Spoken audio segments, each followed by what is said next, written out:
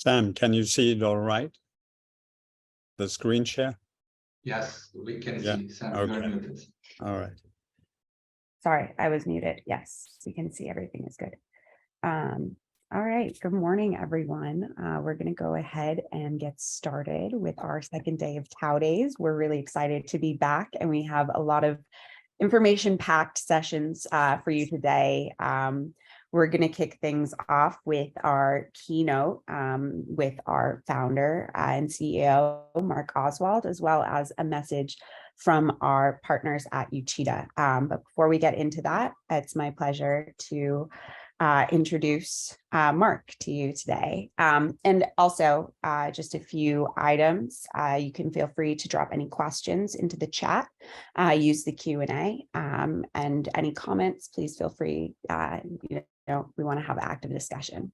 Okay, so Mark is our co-founder and CEO here at Open Assessment Technologies, which he launched in 2013 and established as the de facto market leader for open and innovative assessment solutions. Mark is a vocal proponent of interoperability and open standards and has spearheaded achievements with the IMS Global Learning Consortium in the United States to improve standards compliance and provide end users with a stronger voice in setting the direction of assessment technology. In recent years, Mark has worked closely with leading ministries of education in Europe to launch Flip Plus, a fast-growing organization that embodies the sharing economy in assessment. And it's my pleasure to turn it over to Mark now. All right. Thank you so much, Sam. And hello, everybody. Welcome back. So the first session here, you were going to talk a little bit more in a bit more detail about the recent changes at OAT, give you a bit of a behind the scene look if you want.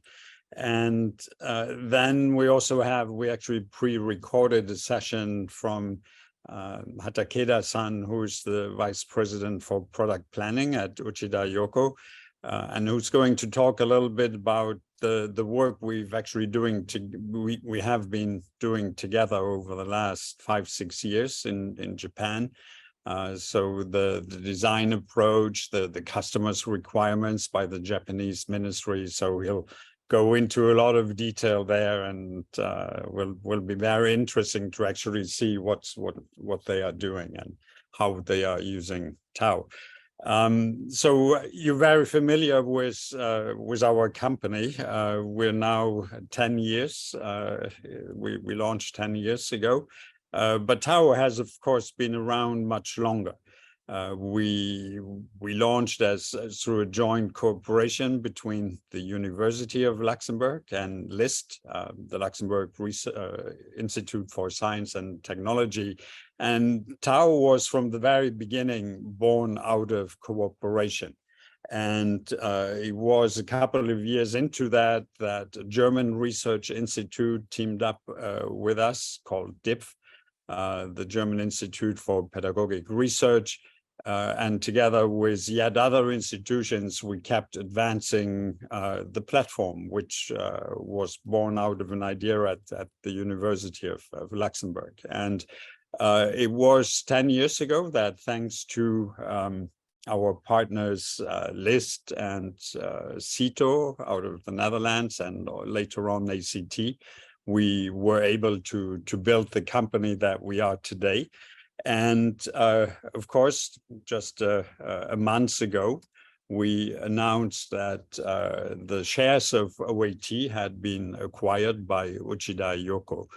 And so I'm going to talk a little bit about how it came to this and what it means for everybody. And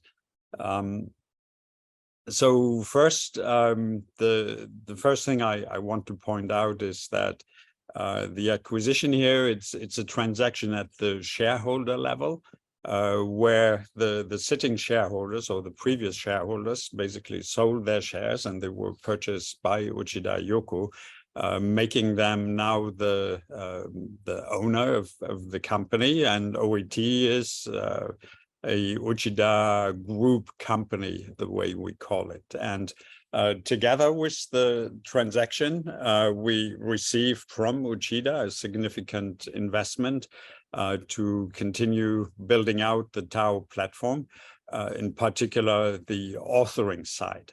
And so that is the main change. A lot of the rest will stay as it is. So OAT, the Luxembourg entity, will remain a Luxembourg shareholder company governed by Luxembourg law. The board of directors obviously changed. I'm still one of the directors, and now we have two colleagues from Japan who also sit on the board. And the board of directors is registered with the Luxembourg authorities, the Chamber of Commerce, and of course the US entity and our Spanish branch office. They remain 100% owned by the Luxembourg company. So these are kind of the what happened.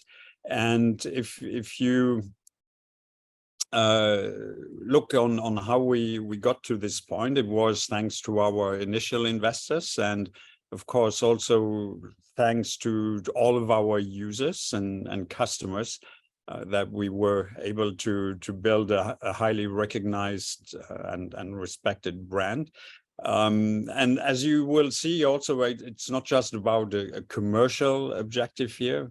We have a very interesting presentation for you later this afternoon, where we talk about how the open source version of TAO is being used in other parts of the world, basically enabling people in countries who may not have the financial resources as some of our customers in Europe or the United States, who don't have the financial resources to still implement state-of-the-art education and assessment programs by building on top of the open source solution that we provide. So there is a big societal impact or contribution that we're making in addition to the commercial mission.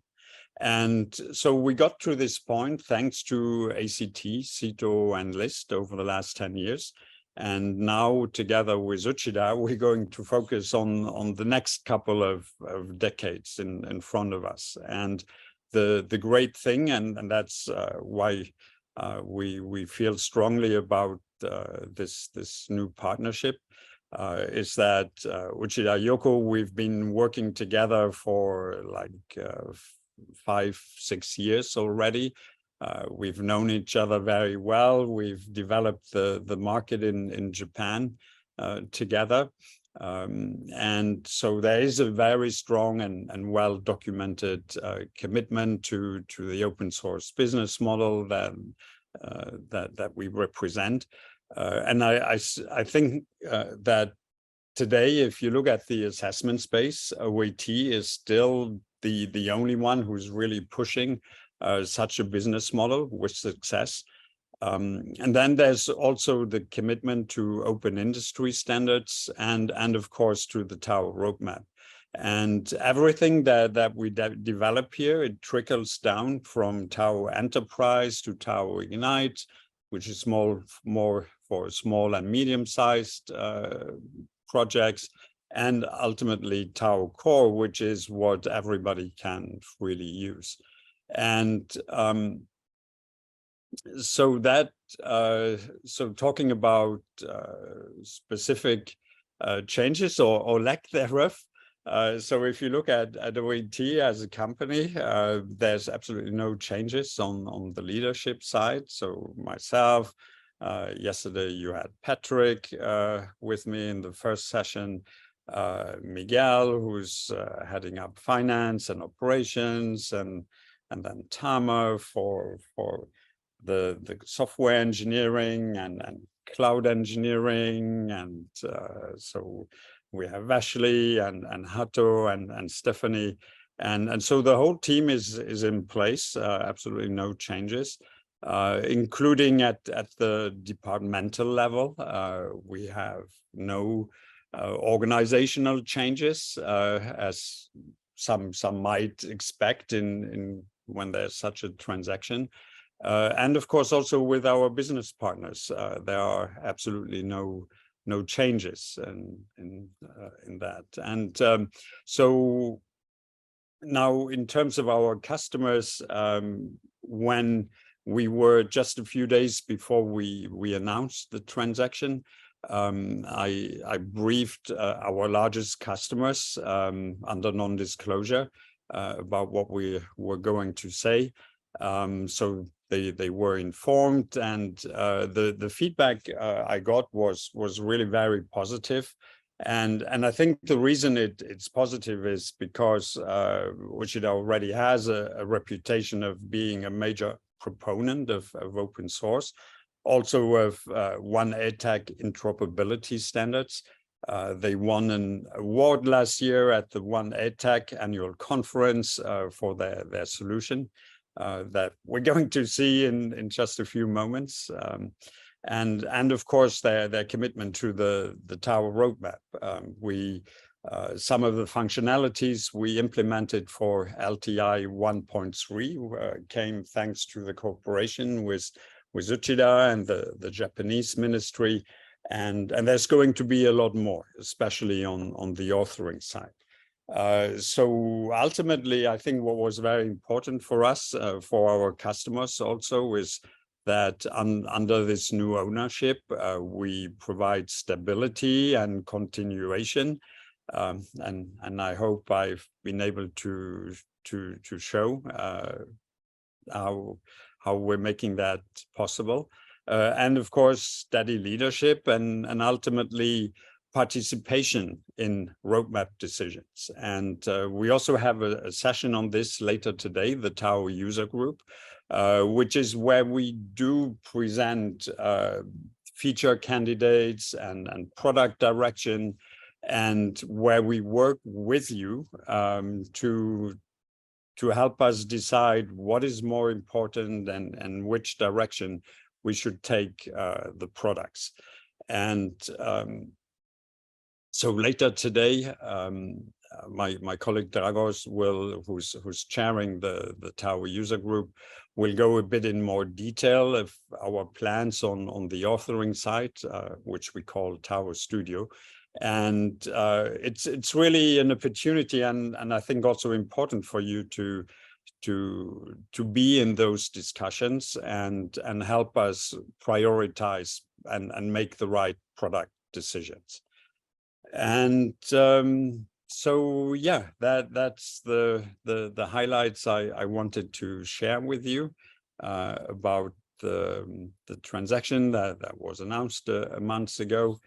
And Sam, how do you want to do it? Do we take questions now before the Uchida presentation? How do you want to do it? Yeah, if we have any questions now, please feel free to drop them into the chat or into the Q&A.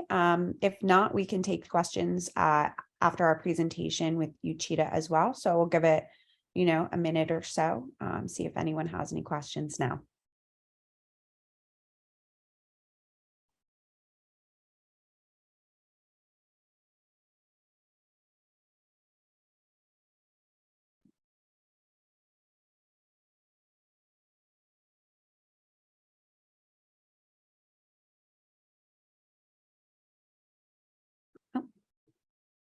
Okay, so one question we have is, will TAO still be open source? The answer is yes, absolutely. And we have a couple of new products, new components that we developed over the last years, like TAO Advance and TAO Grader. And we are going to release that on GitHub later this year. What we may change is the license that we've used. So up until now, TAO 3.5 is based on the GNU public license called GPL version 2. And we are likely to move from version 2 to version 3. The reason being that there's a loophole in version 2 in that when you make modifications and you then build a solution that you offer to your users on the cloud, that is not considered a distribution, meaning that you are not obliged to share your modifications with the community. And version 3, in particular, the Affero GPL license, changes this in that if you make modifications and you put it out on the cloud, it is considered distribution, meaning that other users are entitled to receive the enhancements or changes that you made to the software. So that is what we are heading towards. So for these new components to be released under the Affero GPL license, it's also from the open source initiative, the same organization that publishes GPL2. Also publishes GPL version 3, and then Affero, which is based on GPL 3. And and I think I mentioned it yesterday. So there may be use cases where a user may not want to share the modifications they did. And the nice thing about Affero GPL is that it allows also for commercial licenses to be made available. So if there are users who want to protect their intellectual property, there is a way of doing that, even with Affero GPL. So long answer to a short question, but I hope it addressed your or addressed the points. Great. And I think we have one more question too before we go into Uchida's presentation. So what would be the advantage of using a solution like TAO Ignite over, the open source product? So TAO Ignite is an out-of-the-box service that we provide. It is suited for small to medium-sized deployments, and it's kind of a turnkey solution. So it comes with all the different components, the authoring with the item bank, and then the TAO Advanced for test delivery, so the accessible test runner. And all these components are pre-combined so that you just log in and you start working with it. When you use TAO Core,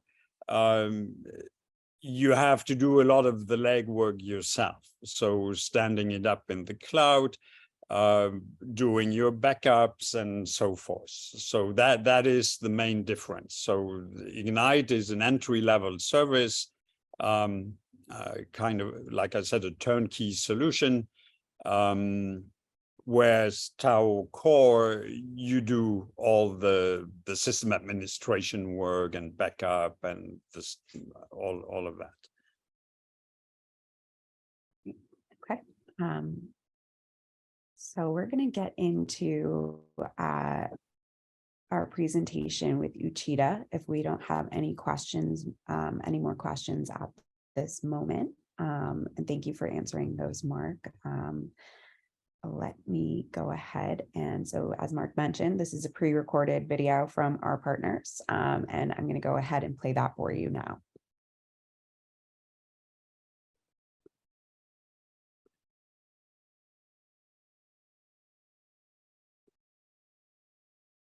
Thank you for connecting TAO Days today. I'm Hiroshi Hatakeda from Uchida Yoko. Uchida Yoko is a Tokyo-based company. I'm in charge of product planning of educational market and the technical lead of MakeBit project. I mentioned later about MakeBit project.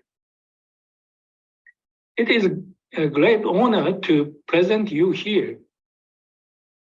Today, I want to talk about digital transformation and the digital assessment with TAO in Japan, I would also like to bring this message from Uchida Yoko.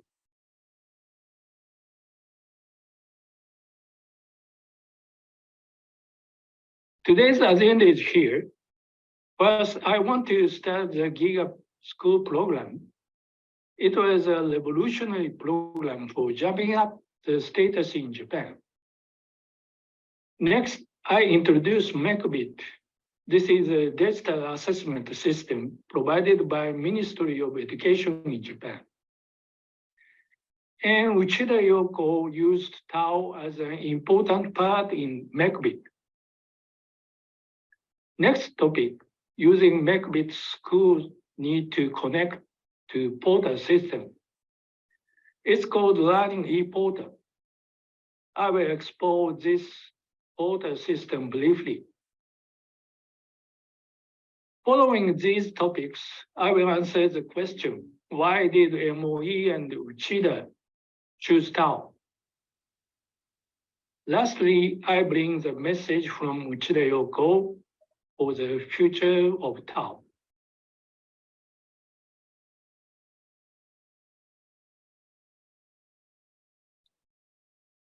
GIGA School program is a MEXT program for educational digital transformation.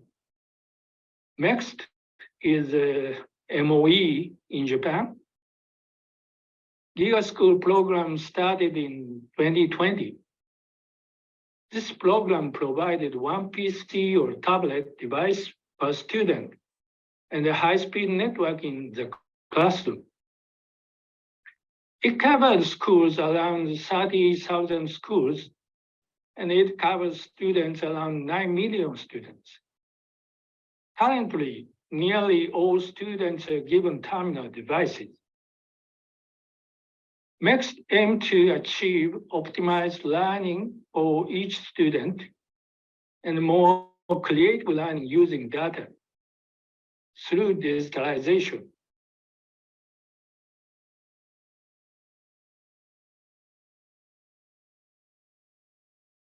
MEXT has developed a CBT.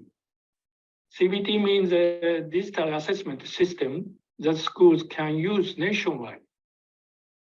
It was named MakeBit as a CBT provided by MEXT.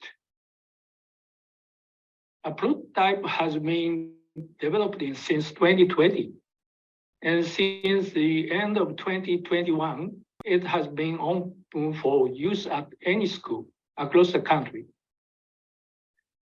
Currently, 70% of public elementary and almost all public junior high schools have registered.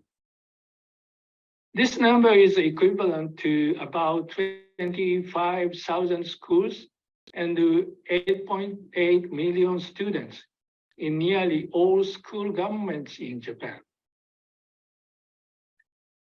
And about 40,000 test items are currently available on MakeBit. Public institutions such as national and local governments mainly create these items.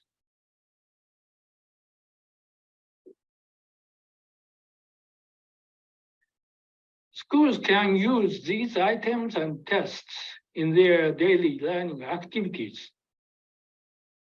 MEXT and local government also use MakeBit as achievement tests. It means summative or diagnostic tests. MEXT also used MakeBit in its National Academic Achievement Test for third graders in junior high schools nationwide this year. It prepared the English-speaking test using the voice recording function. MEXT plans to fully transition this national achievement test from paper to digital by 2026. This CBT is an ambitious challenge and the scale is huge. Uchida Yoko has led system development and operations as a primary contractor from the beginning.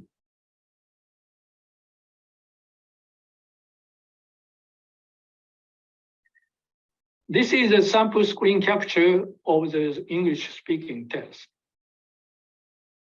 The students read directions, then listened to an English question, and they answered the question also in English.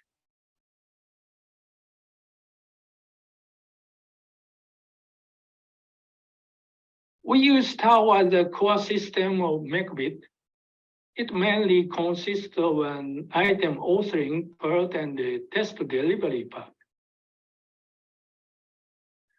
However, MacBit is a complex system with other functions, and we developed other peripheral systems around TAO. These includes item bank, manual scoring function, and the part to convert test results into learning logs with XAPI format. MacBit is also launched via LTI from a portal system called Learning ePortal. It serves as a model for large-scale LTI implementation at a national level. We have also developed a proxy function to handle large LTI accesses.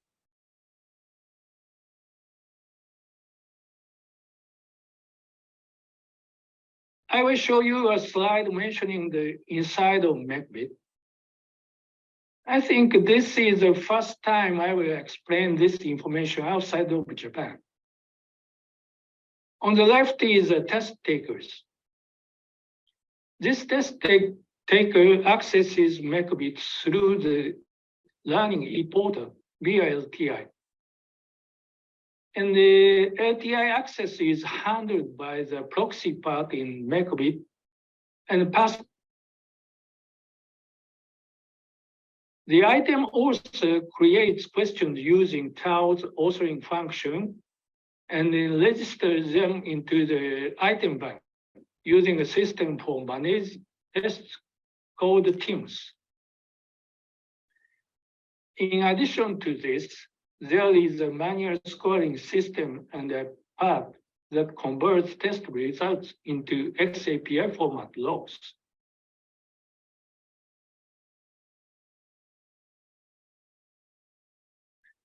Next topic is about the Learning ePortal. I show the Learning ePortal in this slide. MEXT has established a technical guideline for the Learning ePortal as a gateway to MacBit and to use various digital learning materials. The features include rostering, single sign-on, communication with students, and learning log management. It also actively complies with international technical standards such as LTI, roster, and XAPI. It aims to build a digital ecosystem for learning as a concept. Compared to traditional learning management systems, this system offers simplified functionality, making it more user-friendly. Uchida Yoko offers the Learning ePortal product, L-Gate. It has a top market share in Japan.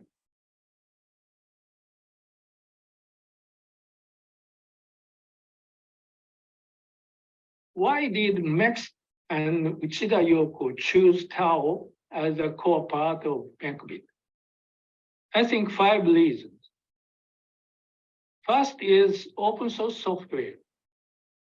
TAO developed as open source is recognized by the MEXT as a critical component to avoid vendor silos. Second is the scalability. TAO system enables large-scale assessment operations at the nation level. It has successful implementations found in various countries worldwide. Third is QTI compliant. TAO ensures the exchange of created test items customers' investment is protected in the future. Next is interoperability. Adopting technical standards such as LTI ensures interoperability with other learning systems, including LMS. Last is various interactions. TAO enables various interactions for assessment that meet new learning needs. For example, it is possible to create questions like simulations using PCIs.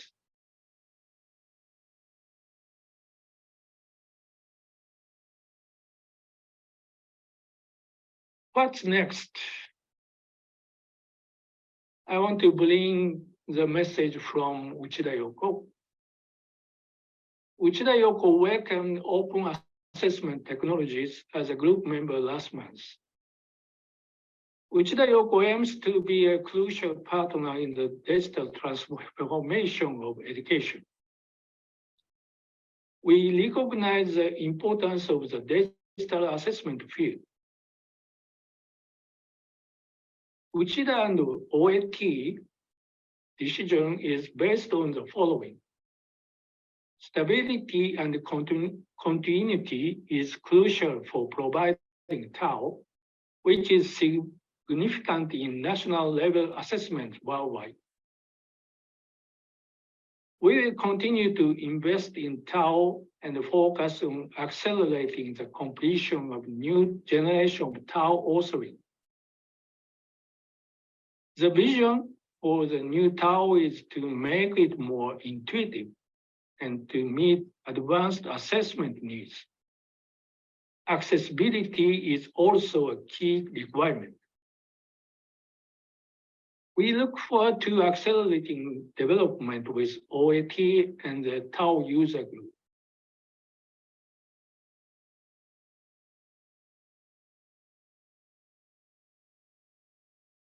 Thank you so much for listening.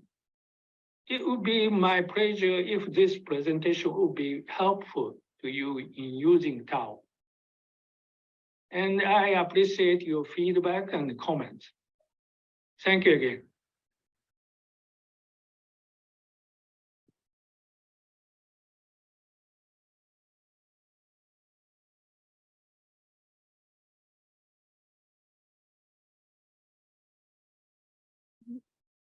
So we just heard from our partners at Uchida. And if anyone has any questions, please feel free, like we said, to drop them into the chat or the QA, and we will get those answered for you.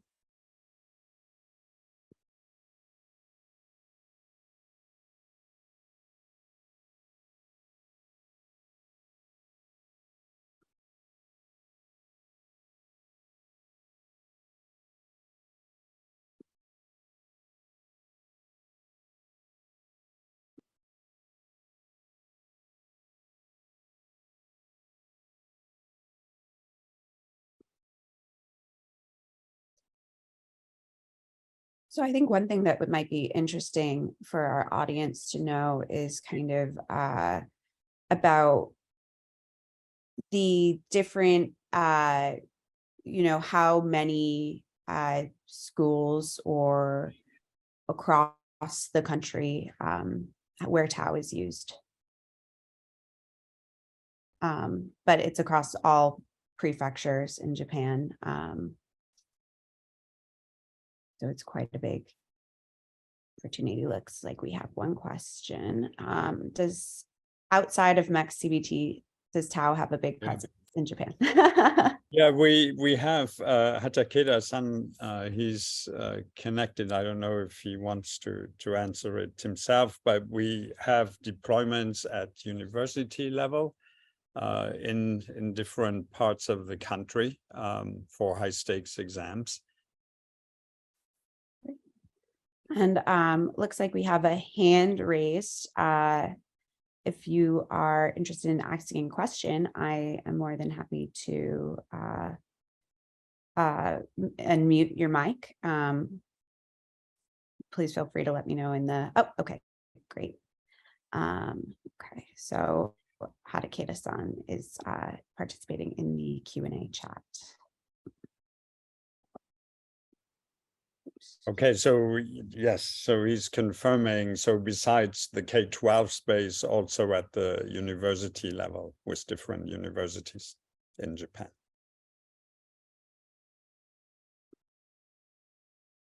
And I can also make Hadaketa-san available as a panelist if you want to answer any questions directly. Yeah, why not? Yeah, perfect. It should be connecting shortly.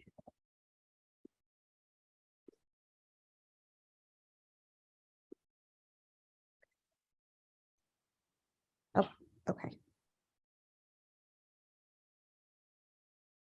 Oh, we have a few comments about, thank you for the presentation, very inspiring. And I don't know if Mark, you had any final kind of thoughts to share? Yeah, maybe reiterate what I said at the beginning, that this is really this partnership now and under the ownership with Uchida, it speaks testament to everything we've built, and not just in terms of products, but in terms of user base, and we're going to be doing even more of that. So it's a strong endorsement of our vision, and I think also it ensures that we're going to continue making these contributions to education. And again, I'm referring to the presentation a little later, which I think is really inspiring to see the work that happens in other parts of the world, and so this mission will continue, absolutely. Excellent.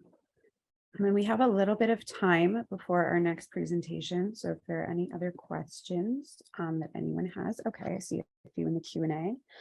Do you think the Japanese students have different needs than European students?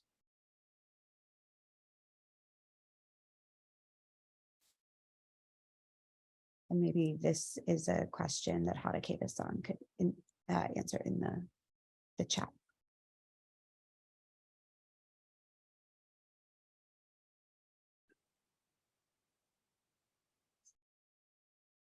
Well, one difference for sure is on how items are rendered.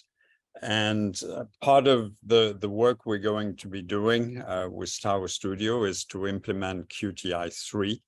And QTI 3 supports natively vertical text rendering. So that was something that was a bit more challenging in the current version of TAO. And so that is a difference or an adjustment that we have to make to truly support Japanese-based instruction.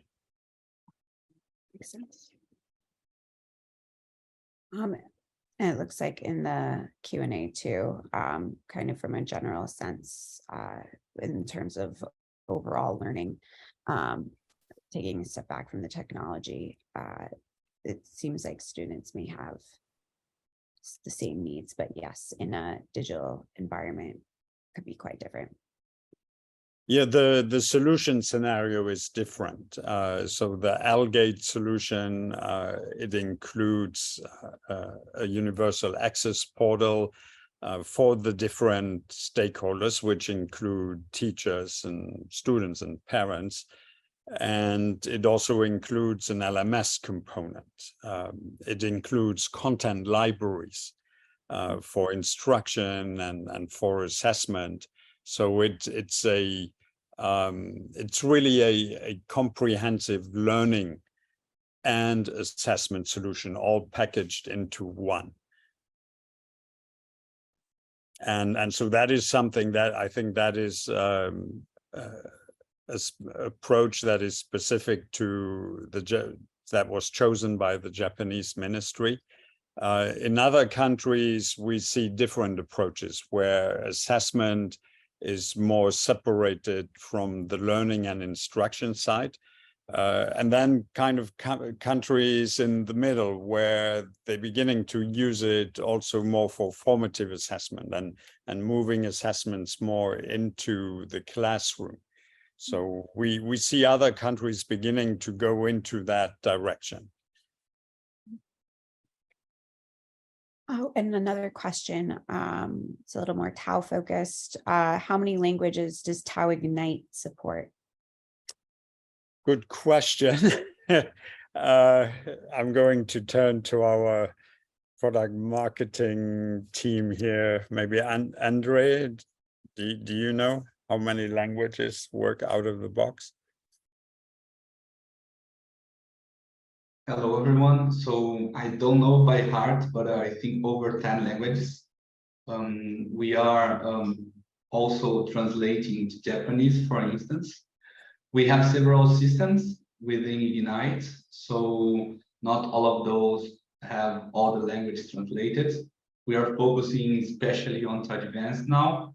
We recently translated to Brazilian Portuguese, and yes, more language to come. So the goal is to have as much as language possible in the markets that we are playing and targeting. Yes, and we're going to get a lot of translation contributions thanks to the PISA project. And that, of course, is specifically for the TAO Advanced Test Runner. So the student-facing component for taking the tests. And I think it's over 80 or 90 something different languages that will be made available for the test takers. Yeah, and it looks like Patrick made a note in the Q&A too that PISA will bring us 80 languages or a subset of all key messages from TAO Advanced. Yeah. Awesome. Great. So if there are no more questions, we're going to go ahead and start transitioning to our next session. We're going to be hearing from Click Learning from Rob Urquhart, who's going to discuss the assessment of literacy and numeracy in South Africa for underserved students. So a lot of focus on learning equity, which is really central to the theme of our event right now. So what's assessment, what's now and next. So I'm going to go ahead and start Rob's introduction. Rob Urquhart is the Chief Research and Impact Officer at Click Learning, where he leads research, evaluation, and impact work for the organization. Prior to Click Learning, Rob worked for 8 years at Hanabi Youth Employment Accelerator, a not-for-profit organization committed to solving youth unemployment in South Africa. Rob was instrumental in establishing Hanabi's research and evidence function, oversaw the completion of a number of research interventions, including 2 randomized control trials, and built a network of research partnerships and alliances. In his previous life, Rob spent some time working as a management consultant for one of the top 4 biggest global advisory services. Rob has a master's in sociology and an MBA from the University of,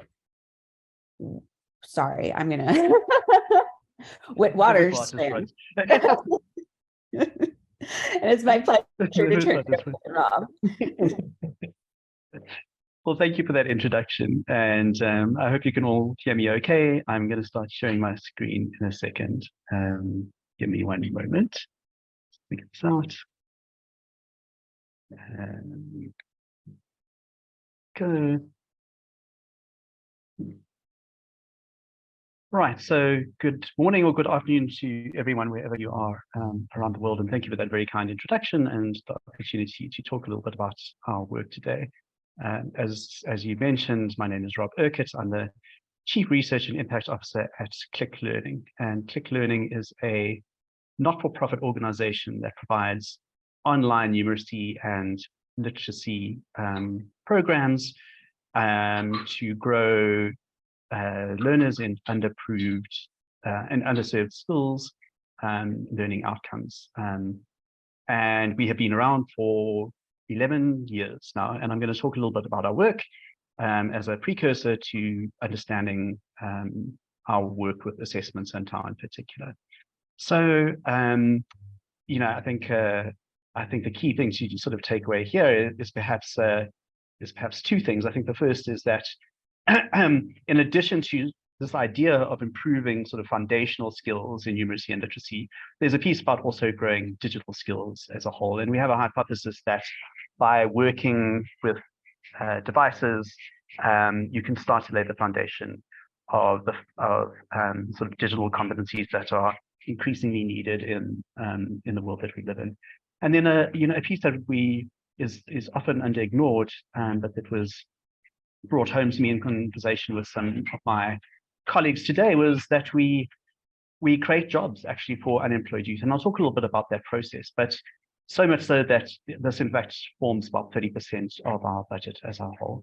And then I think most significantly in this piece is that we're not an Edtech product ourselves. In fact, our approach is to believe that through effective implementation of technology as the foundation, you can significantly improve learner outcomes in an efficient and cost-effective and scalable manner.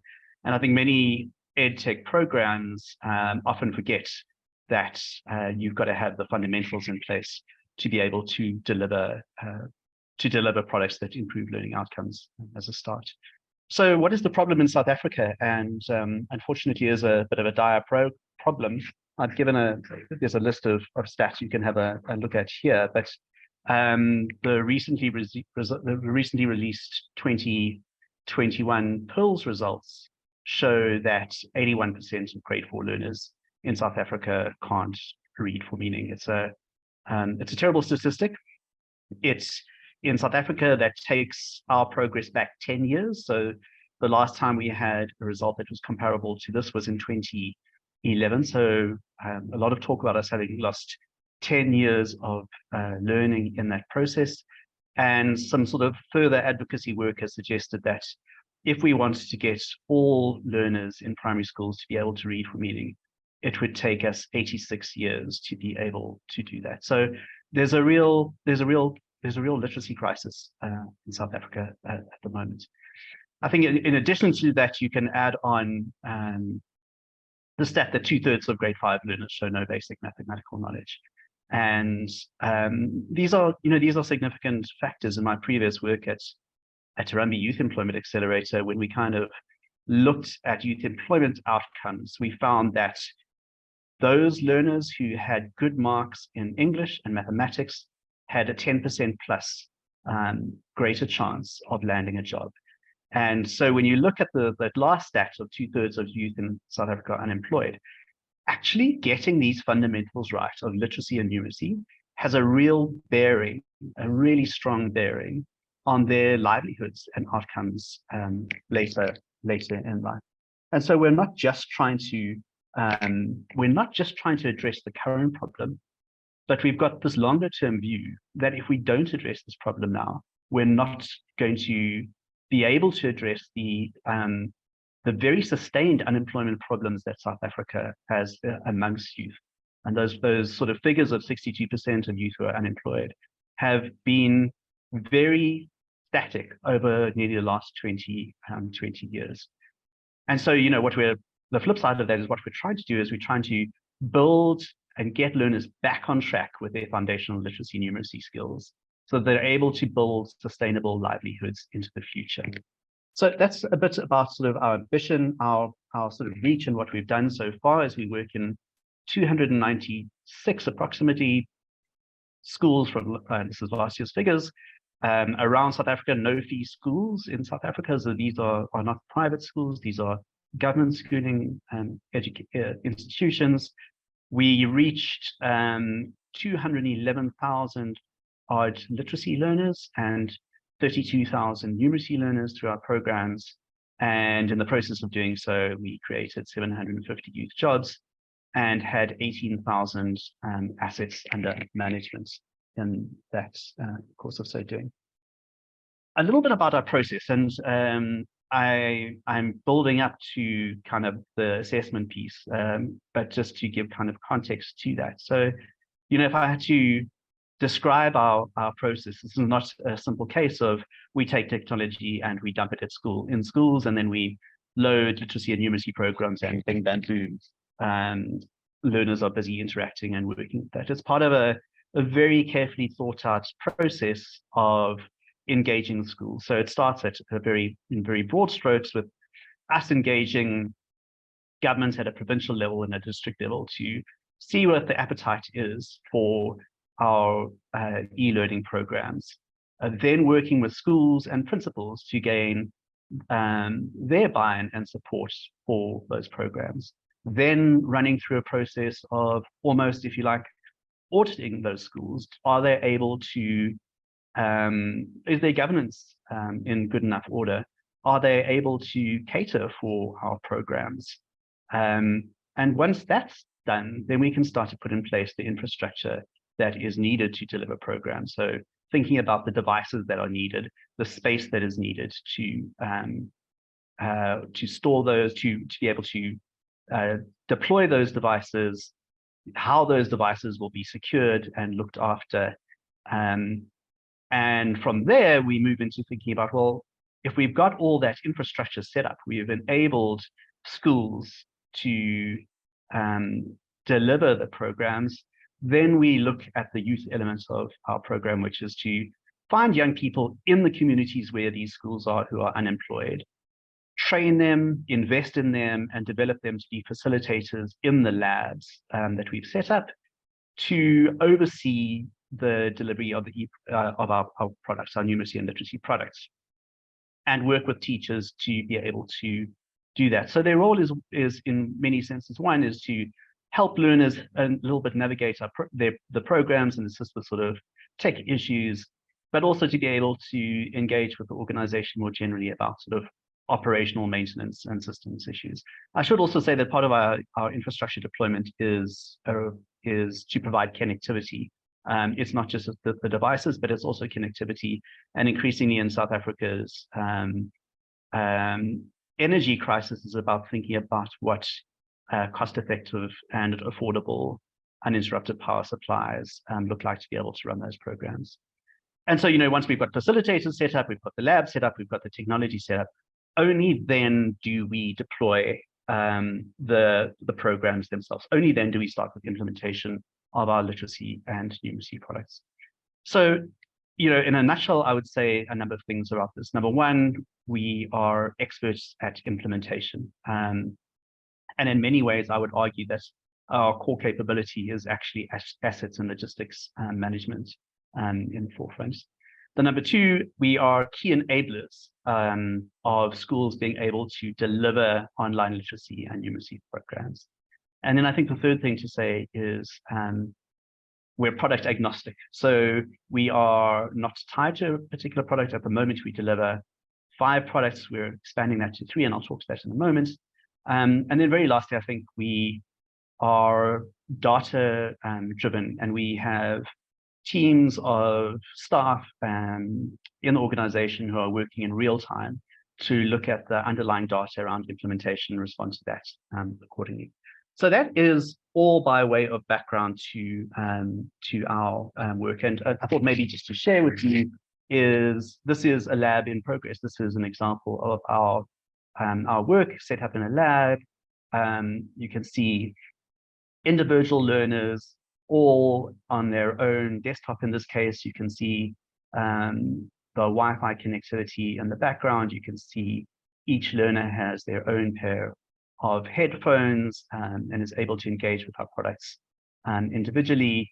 And so a lot of thought really goes up into thinking about learners and their ability to access our products and making sure that it is accessible as possible when we do so. And I'll come back to this point around accessibility as a whole. But what is very clear to me, and a very strong sense that I get from working in TIC, is that there's a real belief and sense that our customers are our individual learners, and a real commitment to customer service and customer excellence in delivering what we do to them. So maybe just thinking a little bit about the way forward, and then I'm going to turn to our assessment work. But we've been doing this for 11 years. You've seen the kind of scope of what we've done. And so as we look to the future, we are working to carve out a little part of our work to set up a sandbox where we want to deploy and test new products that we've put through a bit of a rubric of literacy and numeracy, and understand in an increasingly formalized way about what works for whom and when. We know from the evidence, and Brookings Institute have done work around understanding the extent to which EdTech products have been evaluated. Only about 11% of EdTech products have been evaluated. And so we really want to help sort of answer these questions about what works for whom and when, in what circumstances, and build out the evidence base of that, so that ultimately we can scale those for greater adoption and ultimately greater impact. So our sort of mission is really about fully utilizing the power of technology to leapfrog these very dire outcomes that we see in South Africa for literacy and numeracy as a whole. So that brings us to the question of assessment. This is all great. We do all this amazing work, but it means nothing if we can't understand the impact of what we're doing. And this is where we bring in our work on assessment. So the first point I think is to make is that this is not about only using EdTech to leapfrog and try and catch up these deficits, these learning deficits that we have in South Africa, but we also need to leapfrog the historic ways of assessment as well. And certainly in South Africa, the history of sort of assessments has been to deploy paper-based assessments, which are very unwieldy. They can't be done en masse at scale, and they take quite a long time to process and get feedback about results. And as a result of that, we, as a sort of tangential but critically important role to improving, to delivering our products, is we have developed and deployed a set of online literacy and numeracy assessments, which we've called e-quizzes. And I'll give you a little bit of a foretaste of what those look like in a second. But we've done so because we really know, we really understand that if we want to understand in this dire situation that we face of, are we impacting learning outcomes, we can't be tied to assessment methodologies that are laborious and very cost intensive and time intensive to run. We actually need to generate some real-time insight and get some real-time feedback about what is working and what is not working. And if we're able to do that, then we're able to pivot our programs, and in being able to pivot our programs, we're able to deliver learning outcomes more effectively. I've talked a fair bit about, from an understanding perspective, about what EdTech products work for whom and in what circumstances. So these are the kind of questions that we're trying to answer with our e-quiz. How do learning outcomes differ for different products vis-a-vis one another, as another example? Is there differential impact based on the product you deployed and in what circumstances? And then, sort of two other kind of questions that we're exploring at the moment is, through these quizzes, is, do we see that literacy interventions can improve learner outcomes in numeracy as well? So what is the link between literacy and numeracy in the context of how we're delivering? And how does dosage impact learner outcomes? So if we're able to increase the amount of treatment that learners get is there a proportionate increase in learner outcomes? So here's a little piece about our literacy e-quiz. We developed this in conjunction with literacy experts in South Africa, helped us design the questions, and we use the early grade reading assessment study that has been run in South Africa, in particular on the listening and comprehension questions, to align around those. We have 50 foundation of what we call foundations of literacy questions, 20 dealing with alphabetic knowledge, 10 with letter sounds, 10 with sight words, 10 with decodable words, 4 listening comprehension questions, and 16 reading comprehensions. And the quiz in itself takes roughly 20 minutes to complete. So certainly a shorter time period to administer. We are able to administer it as a baseline as learners start our programs. At a midline, and typically we see the midline towards the end of the school year. And then, through the TAO platform, we're able to track learners from year to year and build out a longitudinal view of how learners are progressing, not only at a sort of the most granular level of learners, but how schools are progressing, and all the way up to sort of how districts and provinces are improving.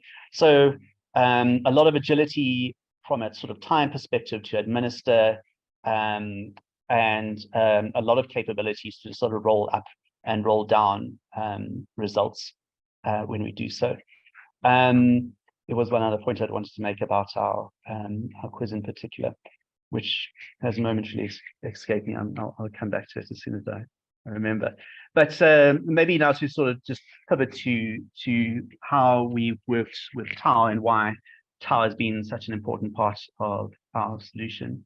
And if you think back to the picture I'd shared with you of learners in the classroom, the point I'm trying to make there is that user interface and user experiences is absolutely critical to us. That context is everything. We're delivering Edtech products in an environment not only where learner outcomes are bad, but in many senses, those of you who know South Africa, it's a tale of two development contexts, and very much in many senses still a developing country context. So we are very mindful that when we are deploying these e-quizzes, these assessments, that we need to be conscious of context and learners. So here are a couple of things that are really important to us. Accessibility. The quiz has got to be in a format that is accessible to learners who may have had limited exposure to digital devices, and is not an intimidating process, that it's easy enough to navigate and it can be completed with relative ease. A single sign-on, so that learners are not trying to have multiple sign-ons, not trying to remember multiple usernames, that it's easy for them to access and get on. And by way of example, again, chatting to some of my colleagues recently, they were talking about a particular Edtech product that we've been looking at that requires a user sign-on to have an underscore in its login details. And it really brought home for me how important accessibility is, because for little fingers to stretch across the keyboard or to navigate the complexities of a touch screen on a tablet to find an underscore presents a real barrier to how you can access content. And so this idea of a single sign-on that's easy enough to remember, that's easy enough to complete, is vitally important from very, very basic accessibility point of view. Easy to complete, the quiz needs to be easy to navigate, easy to complete, and then obviously scalable volumes for us is important. So we want to, if we're trying to track learner cohorts over a period of time, we want to be able to measure them pretty much at the same time, which means that if we're looking at sort of 200,000 learners, we need to be able to support those learners within a particular time window. And I've mentioned that there's my last point. We want to be able to deliver this in time windows. So at the beginning of a term, at the end of the term, at the end of the year, we want to be able to access large volumes in the space of a couple of weeks. It needs to be easy for us to generate and load content. So if we're talking about the importance of agility for us in understanding the impact, then that key factor of developing an e-quiz is it must be easy for us to generate and load content, so that we're not sitting with days and days and days of waiting time to get something out where we can test, learn, and respond quickly. And that's to the following point is the ability to generate rapid insights at regular intervals is a key driver for us. And then, you know, I made this point, I think, before, that assessment is a burning platform in general, from a sort of a scaling perspective, how frequently you can do it, the cost, and the medium. And so for an NPO, these are all vitally important factors for us. You know, can we do this at scale? How often can we do this? In the context of building out a sandbox where we want to test things rapidly, what does that look like? What is the cost per learner, and what is the medium? You know, can we deliver an e-quiz into areas where bandwidth may be spotty or bandwidth is limited? We can't design very, very content heavies that chew bandwidth and slow down learners' ability to complete quizzes and get things done. This is, I think, just really an example of how we've used that e-quiz to understand some of our impact. And this is generated off our 2019 e-quiz data, where we're able to see, you know, pull from the data, run a regression analysis, and show that as learners improve their dosage, as they increase their dosage, their cumulative dosage, we can see improvements in learner outcomes. So if you look at learners who achieve sort of 20 to 25 hours of cumulative dosage versus those of between 1 and 5 hours, there's sort of an 18.3% increase in learner outcomes that we can see. So looking ahead, I think, and this is my last slide, and then sort of welcome any comments and questions from everyone on the call. But here are the things that we're kind of really interested in is what is the potential of AI for learning and assessments, not only in EdTech products, but I think also in the assessment space as well.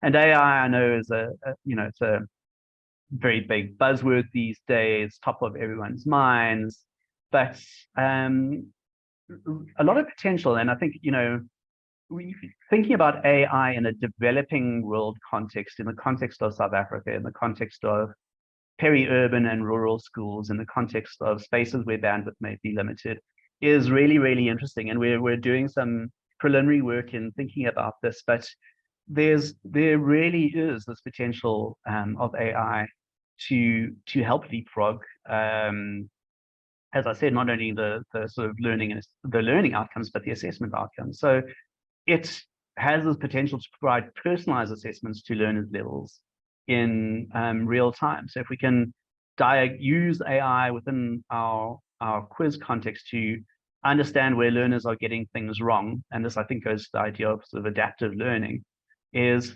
can we give them particular questions or jump or leave out particular questions based on where they're at? So testing for the where they're at, and not trying to give them something that is completely out of their reach. Proctoring and monitoring learning behavior is think of real interest to us, and that's not just about sort of learner usage on the programs or in the quiz itself, but can we see something from the data? Can we see something, for example, for how long it takes a learner to complete a particular question, that allows us to draw inferences that there may be external influences that are impacting on their engagement with the quiz? Obviously, data analytics and insights, I think, comes off as a big potential of the integration of the AI into assessments that we're keen to understand, and what that predictive power is. So if we can track sort of learner outcomes over a period of time, can we start to say with certainty that this is where learners might land up, or this is what learning outcomes might look like? Obviously, learner analytics, who's struggling, and then I think natural language, the potential of natural language processing as a in thinking about reading comprehension and sort of written comprehension and listening to spoken word and being able to assess on spoken word is a very exciting frontier for us. We're busy looking at a particular product that is exploring that at the moment, but a lot of potential there to sort of overcome these barriers that sort of traditional paper-based assessments have faced, that have required sort of one-on-one delivery.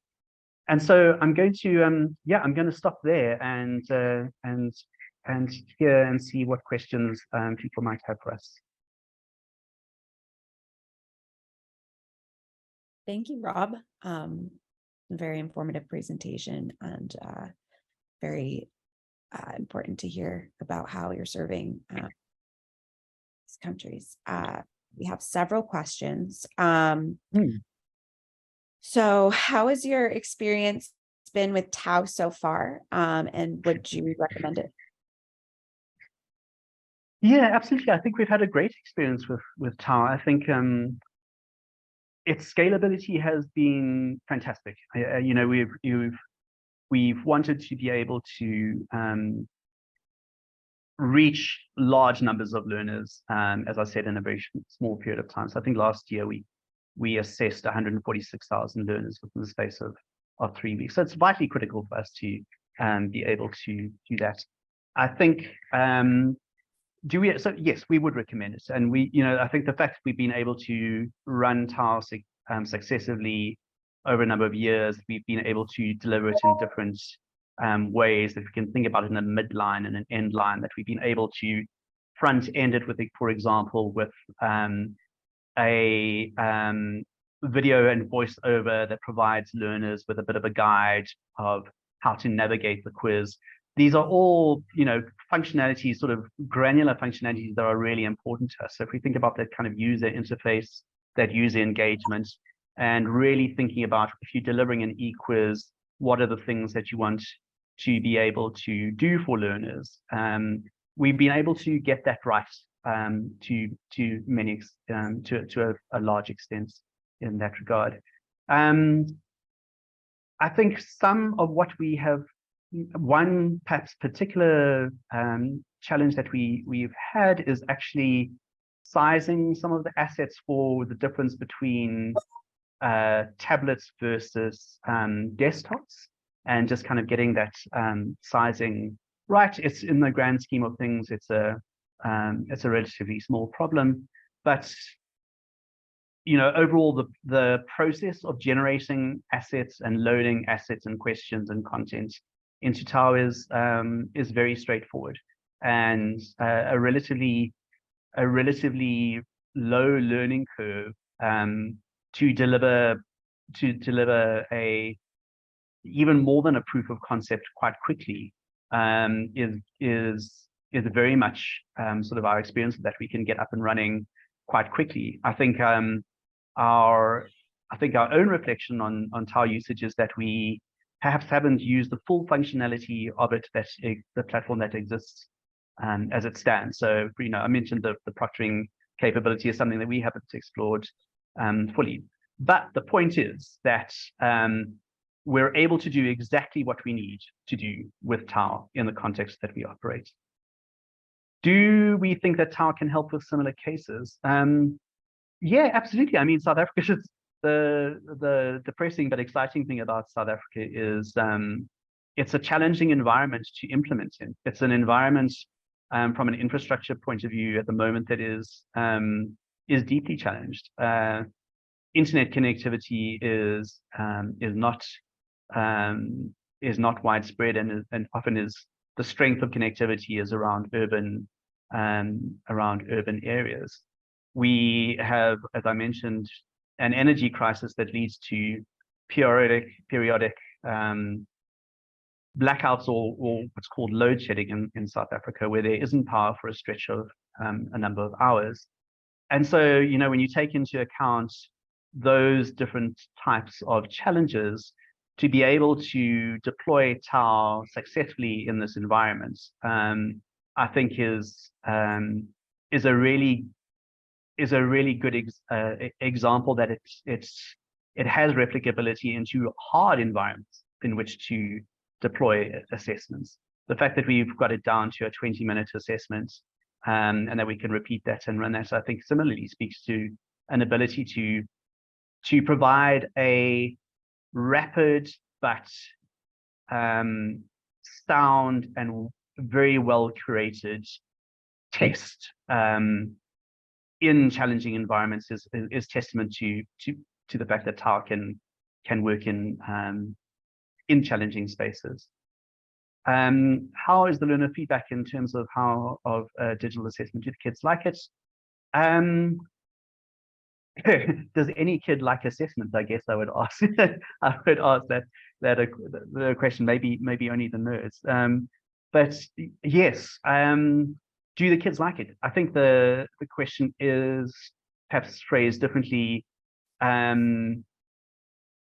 Do they complete it as a proxy for liking it? And I think that's the more important thing is, yes, they do complete it, and yes, they can. I think maybe our own learning has been the challenge of we have split out our reading comprehension from our sort of foundations of literacy assessments. And in the context of schools that close towards the end of the year, running 2 assessments with children as the school year is closing down, and there's sort of multiple sort of influencing and interfering factors, can become difficult in getting the second part of the quiz kind of completed. And so a challenge for ourselves in thinking about even further how can we reduce that potentially to a shorter quiz without impacting the fidelity of what we're trying to measure and understand. I think I've touched on the key features that make TAO a great tool.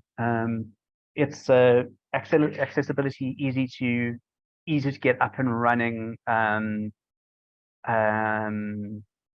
You know, there's a sort of a relatively low learning curve to get something out into production. Integrates well with our system. All kind of very positive for us. I'm not sure if there are any other questions. That's what I can see in the chat.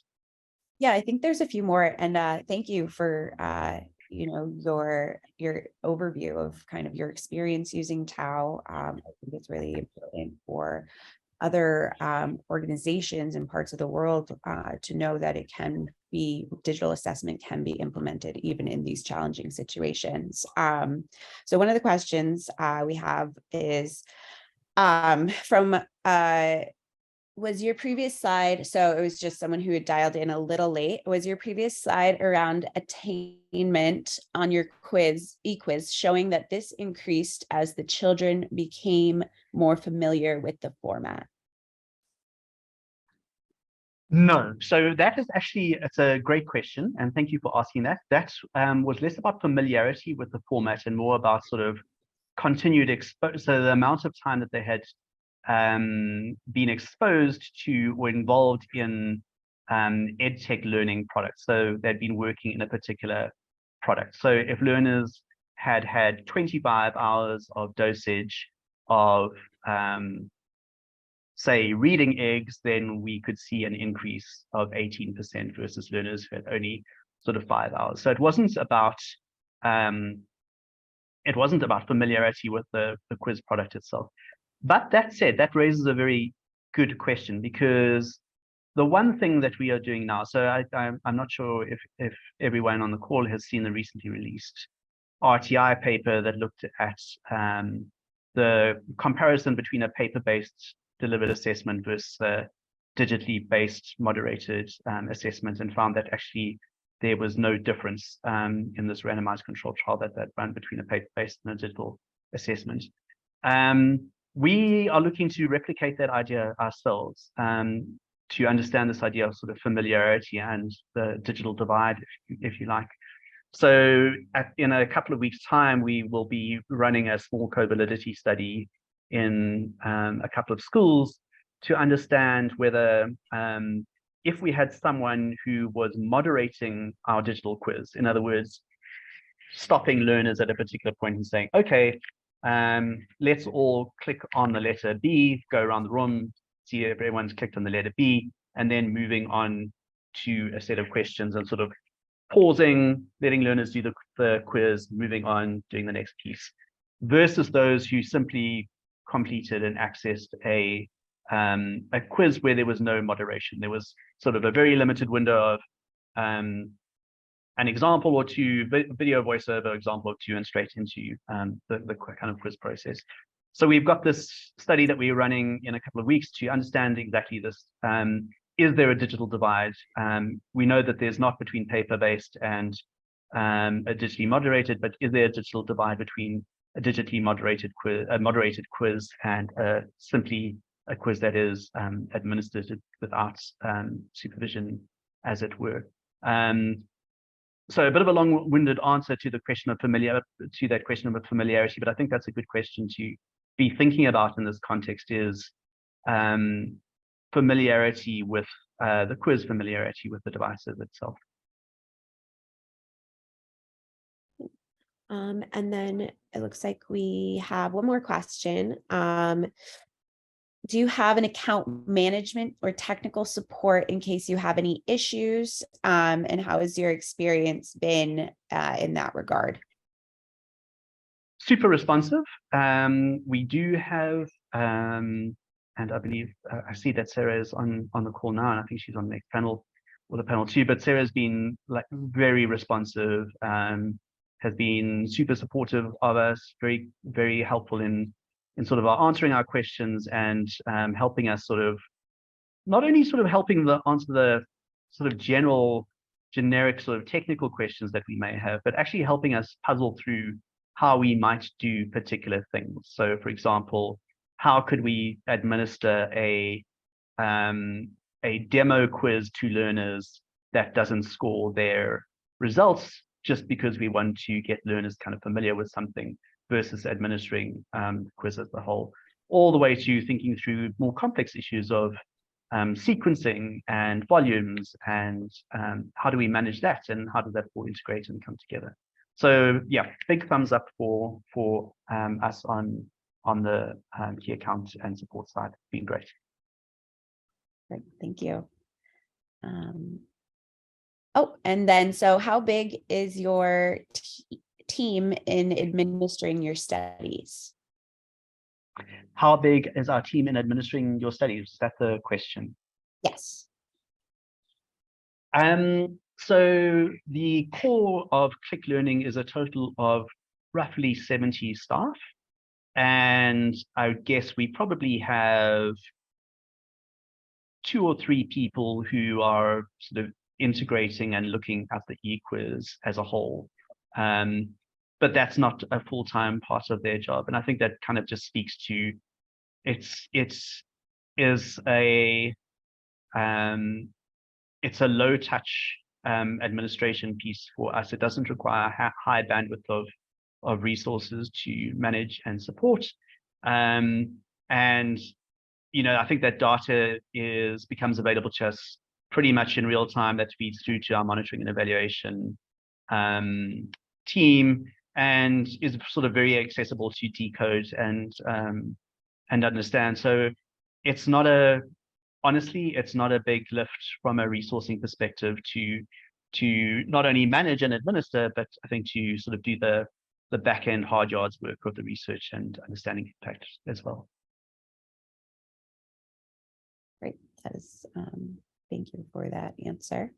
It doesn't look like we have any more questions so far. So anyone, if they have a final question, please feel free to drop it in. Otherwise, Rob, I'd love to get your final thoughts. You know, what should we walk away from this presentation, if anything? I mean, of course, if anything, but you know what I mean. I'm here. Look, I guess my final thoughts are this idea that I think there's an increasingly strong evidence base that that digital assessment has a level of validity versus sort of very traditional methods. And if we're thinking about this idea of leapfrogging, I would say that as much as we think about improving learner outcomes and leapfrogging the kind of gaps that we have, we've got to think about what assessment in that role looks like. And so leapfrogging is not just about the numeracy and literacy programs themselves, but how do we leapfrog the sort of traditional barriers that we've had around assessment? And I think that's a provocation for everyone, is to think about that, and how do we stay at the forefront of emerging technologies and ensure that emerging technologies are emerged into digital assessment tools and don't become the exclusive domain of countries or economies who can afford that the most. But how do we ensure that digital technologies, the forefront of new technologies, become and can be maximized in developing country contexts as well? And perhaps I'll leave it at that. Well, for the assessment part, that is exactly our mission, to make that, because a lot of the functional enhancements that we put into the product over the last couple of years came from Western countries, United States, Europe, and other parts of the world. And these are being made available in TAO Core and TAO Ignite. So at least for the assessment part, we're making sure that everybody gets to benefit. But the problem you've been, the problem you're trying to solve in South Africa, it's you're far from being alone. It's many countries are struggling with that. And just today in the United States, they published the results of the national tests, where they're looking at math and reading and literacy skills of students, including high schoolers. And everybody's shocked. I mean, they where they used to be like 30, 40 years ago. And the pandemic played the big part, but it's probably not the only one. So I'm just curious, are you collaborating with other countries who face similar issues? I think we're certainly on that journey. So we've been engaging with the team at the Edtech Hub, who have been working predominantly. They've been predominantly working in sub-Saharan Africa, and so understanding and the lessons learned from those spaces as well. But certainly looking at work going ahead potentially with Cambridge University and Carnegie Mellon University, and looking at what those lessons learned are. So yes, that's forefront on our agenda, is to be located in a broader global context of what the education crisis for young people is. Yeah, one organization in this context is called Flip Plus. It's an organization made up by ministries of education, but then also organizations like Cambridge, I think, is a member, and also UNESCO. And part of the organization's mission, besides technology and best practices, is content related. So sharing of content that was developed by ministries of education, and math and English, I think, are the first ones that they are working on. So I think that we have a number of our participants today are members of Flip, and I think the website is flipplus.org or flipplusinitiative.org. So might be something worth checking out, and perhaps there's some like-minded organizations who will be interested in collaborating with you. Super, thanks, Mark. That's great. Oh, here we're Thank getting you for the website flip-plus.org. Thank you, Saskia. Flip.-plus.org. Super, thank you, Saskia. Great. Thank you so much, Rob. This was a wonderful presentation. A lot to think about, a lot to kind of digest. So thank you again for your time this morning. And I will go ahead and, start transitioning to the next session. We have coming up a session on cybersecurity and, protecting your assessments during high stakes campaigns. So we're going to hear from a member of our engineering team. And I will go ahead and make his introduction. So we're going to be hearing from Iona Mihai Sendu, and he is the engineering manager at OAT. And so he, as the head of engineering at OAT, he is based in Weimar, Luxembourg, and he is a seasoned software developer with a passion for pushing the boundaries of technology to create innovative solutions. Iona has earned multiple certifications from various cloud providers and is a testament to his commitment to staying updated with the latest advancements in our tech-driven world. So I will go ahead and turn this presentation over to Iona when he's ready. In the meantime, so we have a few minutes before that. So I'm gonna go ahead and just share my screen.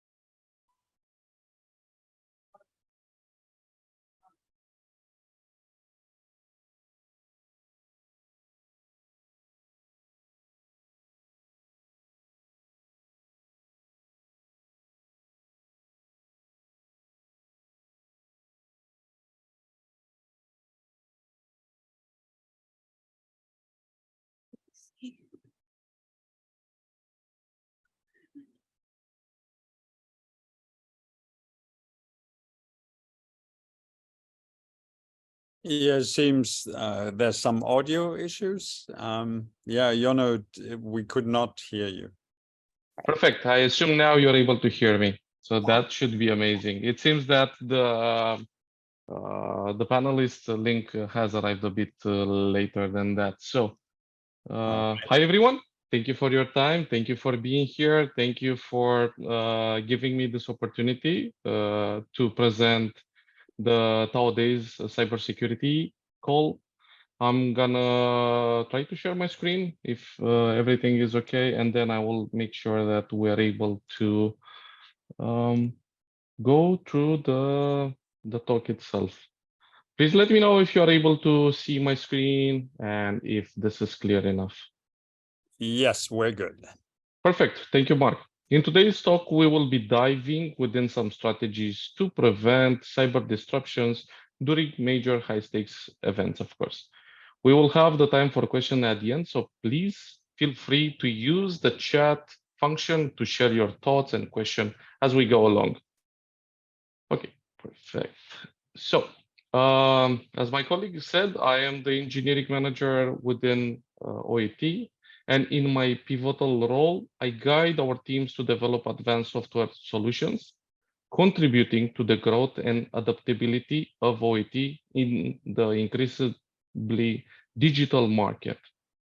I thrive on the challenge this presents, deriving satisfaction from creating technologies that enhance our service offering and improve our user experience.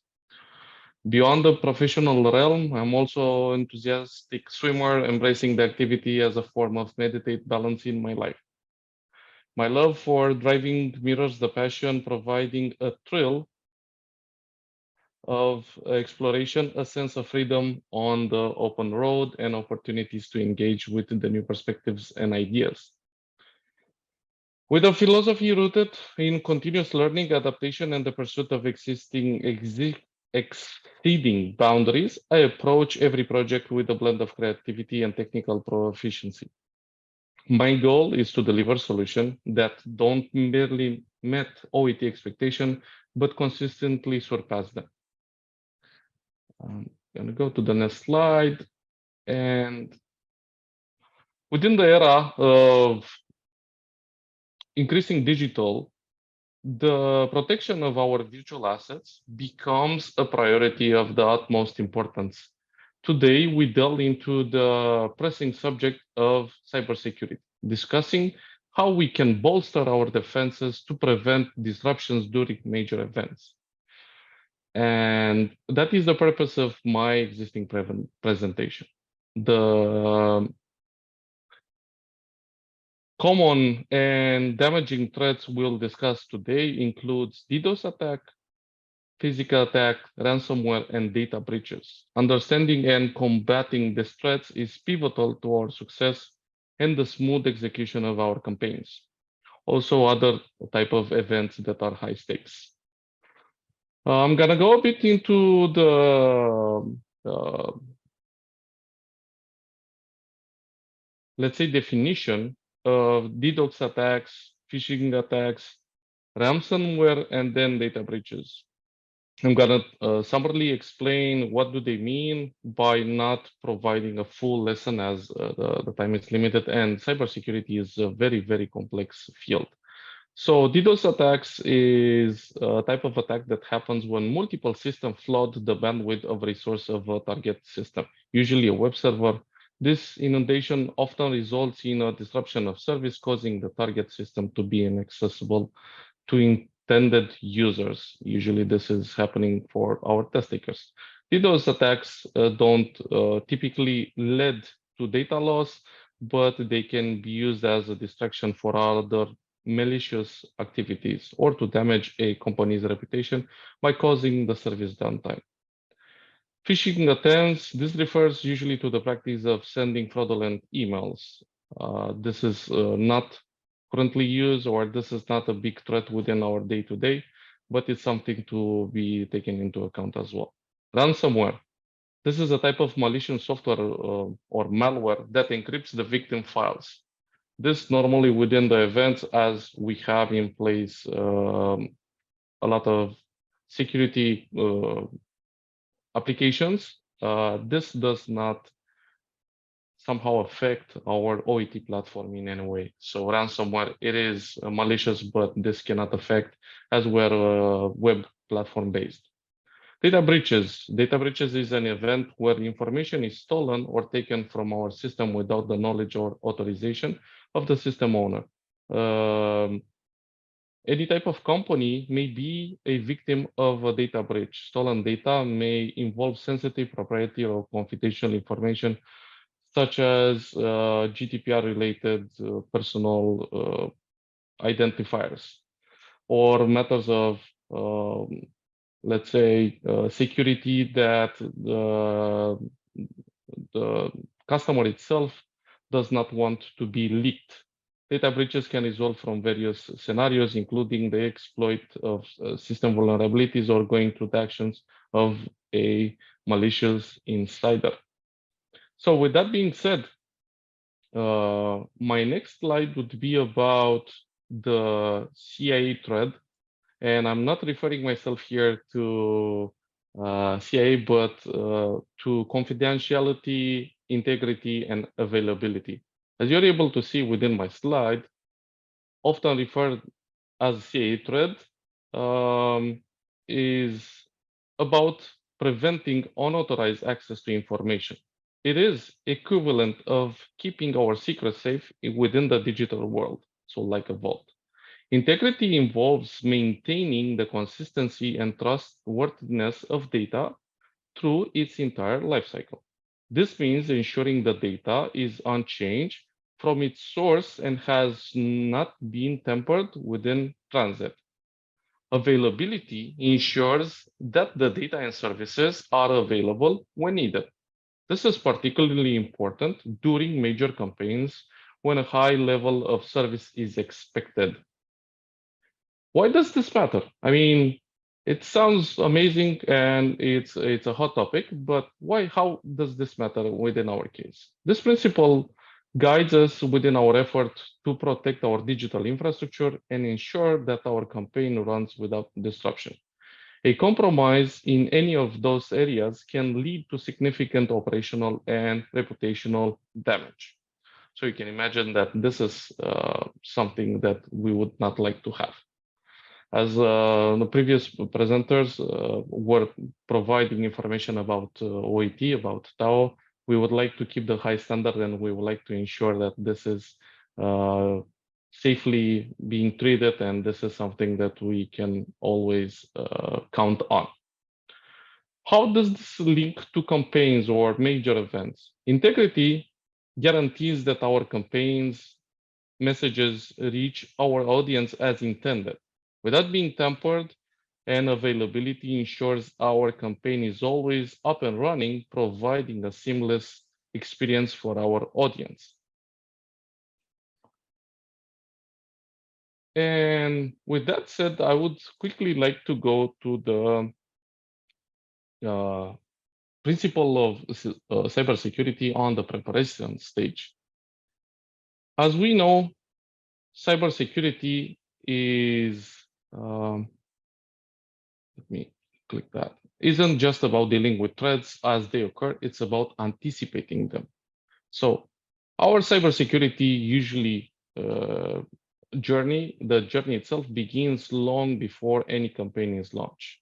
With the right tools, enhancing our readiness and making sure that we have a well-prepared team, which should provide as the strongest line of defense, which should be provided as the strongest line of defense. The steps that we usually try to implement are the following. Conduct a risk assessment, identify potential threats and vulnerabilities, and assess the low level of risk they pose. By identifying the potential threats and vulnerabilities and the level of risk they pose, we can design our defense more effectively. We usually try to use industry standards methodologies as Octave, FAIR, or NIST risk management frameworks for this process. Also, using Google Cloud Security Command Center or AWS Security Hub to get insights about potential threats and vulnerabilities in our cloud environment allows us to be on the latest information and allows us to be well prepared. There are some other entities as well. Some of them I would like to mention, like CWE, Common Weaknesses Enumeration, and WASP. And those are things that we usually have as a default whenever we're discussing about security by design at the multiple levels that we have. The risk assessment, whenever we're discussing the software development lifecycle, is something that is taken into account for the multiple layers, starting from the code itself and reaching the infrastructure, the communication method, and everything else that is related to the data transfer and to the data workflow that happens between the test taker within a specific event and up to the customer that will receive or will be able to validate the reports at the end of that high-stake campaign. The next part is implement security controls. Security controls like firewalls, encryption, and intrusion detection system, and adopt other technical, psychical, and administrative controls to protect against threats. Deploying comprehensive security measure usually is key. This involves implementing firewalls, intrusion detection system, two-factor authentication, and other controls. Beyond those technical measures, don't forget that the human element is something that we always need. Administrative controls like policy, procedures, and awareness training are equally important.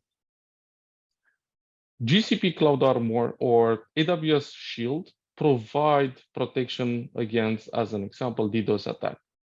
To manage configuration, Argo CD, a declarative GitOps continuous delivery tool, can be very useful and provide a specific report whenever we're discussing about this security controls in place and exposing the entire development lifecycle from the coding part up to the deployment and reaching the customer production system. Another part, which is quite important, is staff training and awareness rates. Employees can unintentionally be a weak link in cybersecurity. The majority of times, whenever there is a breach, it's usually a social engineering that has succeeded within extracting passwords or similar credentials that allow them to retrieve any type of roles and any type of permissions that they should never have. Ensure that all the staff are aware and potential threats are understand how to respond. This is something that within OIT we take seriously, and OIT uses the AWS training and certification program from Google Cloud as well to improve our team's cloud security knowledge. We have a evaluation grid that allows us to ensure that this is a part of the daily work that a developer will do. With that being said, I will go for the next slide.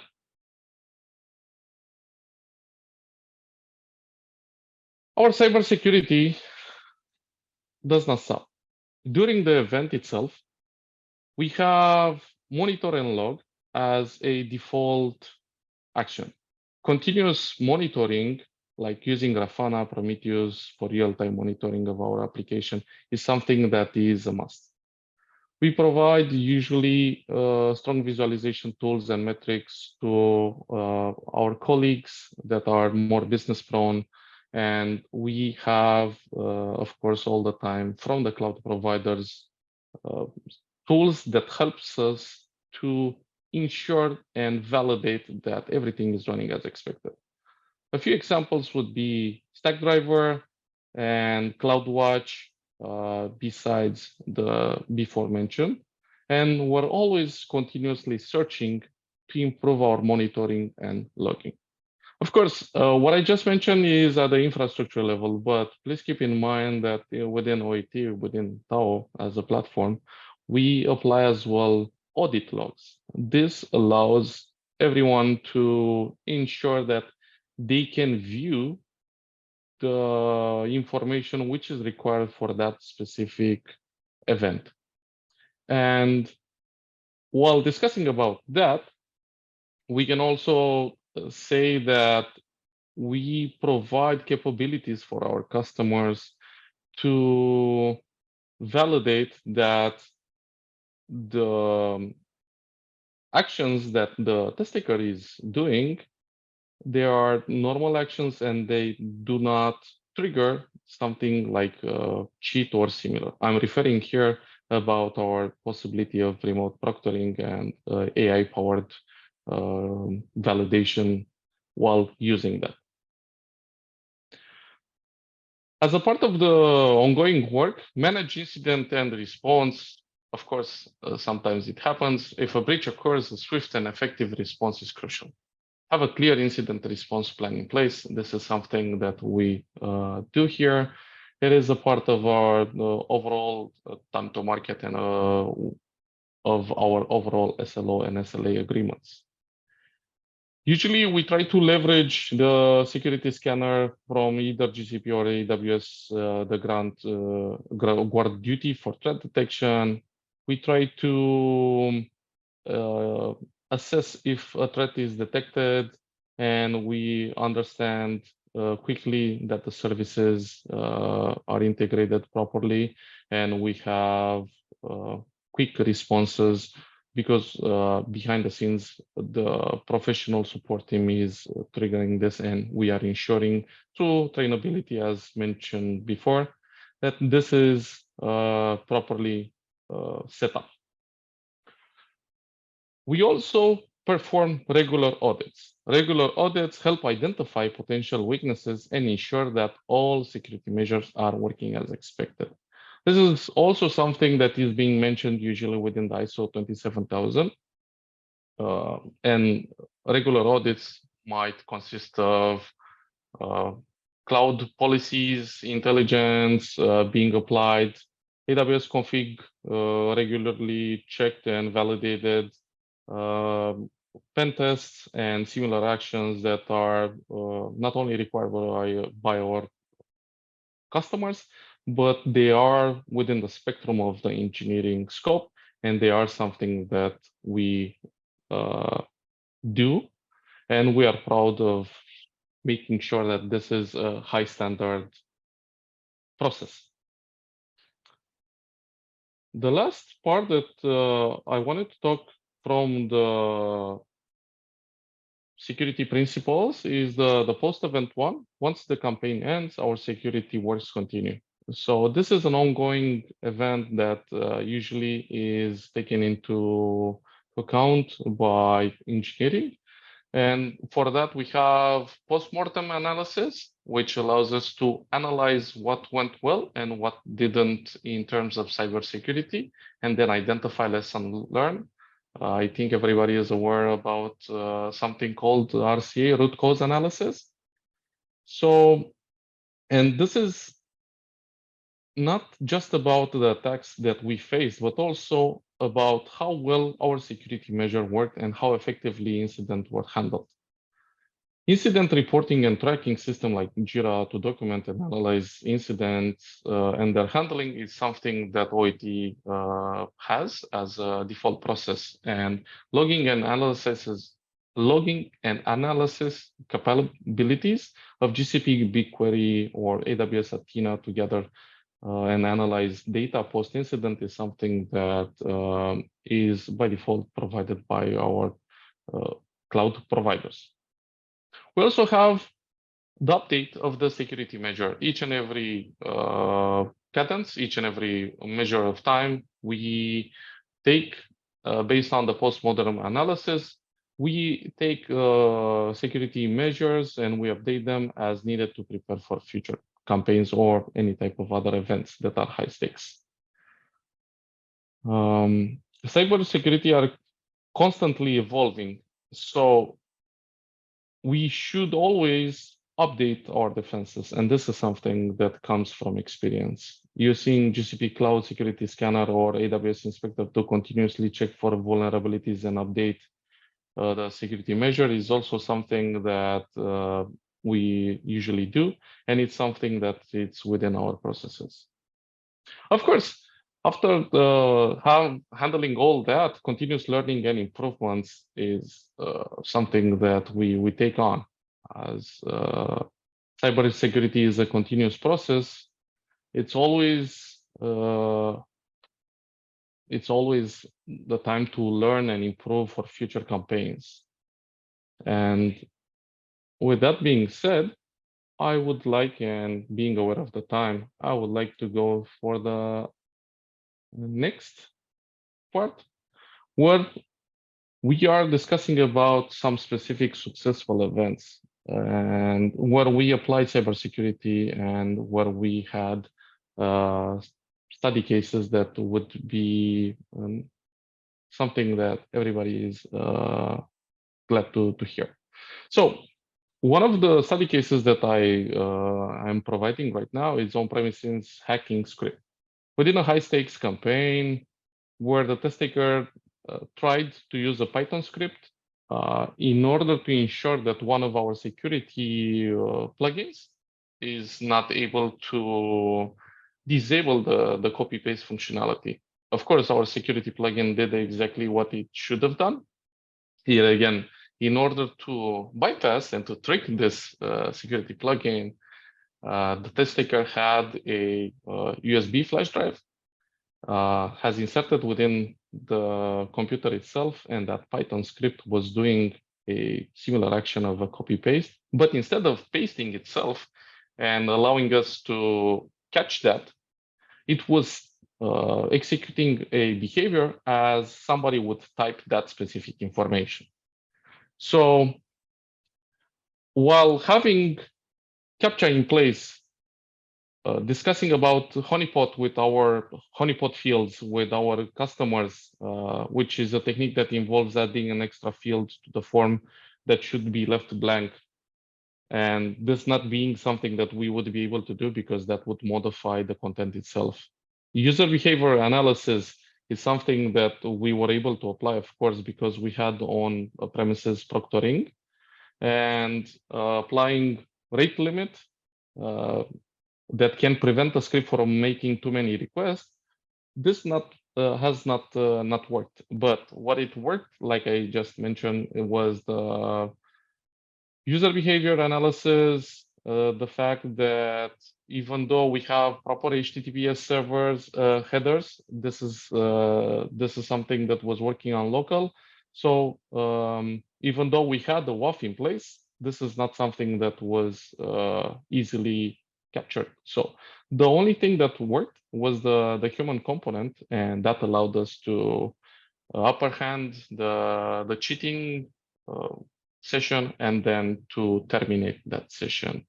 Keep in mind that there are multiple possibilities to apply, multiple strategies that you can apply, multiple actions that you can apply for this, like I just mentioned, CAPTCHA, honeypot, behavior analysis, rate limiting, user authentication, multi-factor authentication, HTTP headers whenever we're discussing about bigger bots that they don't set typical HTTP headers. WAF, which means web application firewall, and which should be provided at the cloud provider level, and then cookies and JavaScript. The majority of bots are not able to execute JavaScript, or it requires some specific information that you can easily block.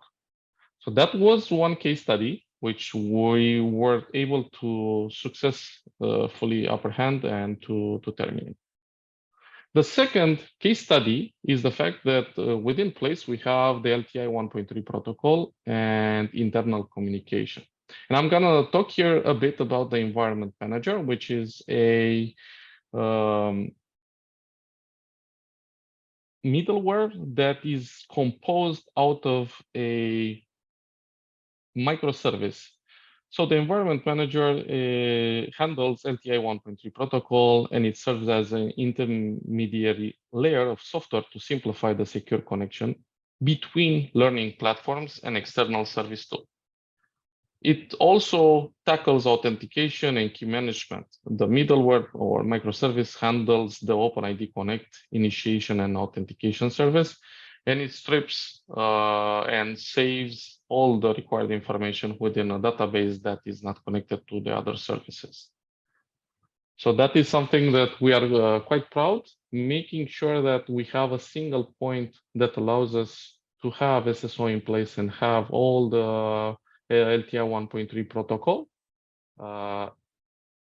is something that the company is applying and successfully promoting for scalability and for the performance. For the last case, I would like to provide a high stakes campaign that had no attacks or incident. We had in place GCP scalability. We had also AWS multi-cluster, and then the persistent engine for those services were cloud services. So that allowed us to properly serve 203K, that's 200,003 tests served for our customers without any type of event. And we had the max concurrency of 20K. By saying this, I would like to go to the Q&A as we're reaching the proper time, and I would like to provide 5 minutes for our spectators, for the people that has joined this webinar. Thank you very much for your time. I hope this was informative. and I give back the token to Sam. Thank you, Sam. Great, thank you, Keynote. That was a wonderful presentation. If we have any questions, please feel free to ask them now, and we can go ahead and answer those. We have, as mentioned, a few minutes, and we're happy to dive into anything that you might want to ask.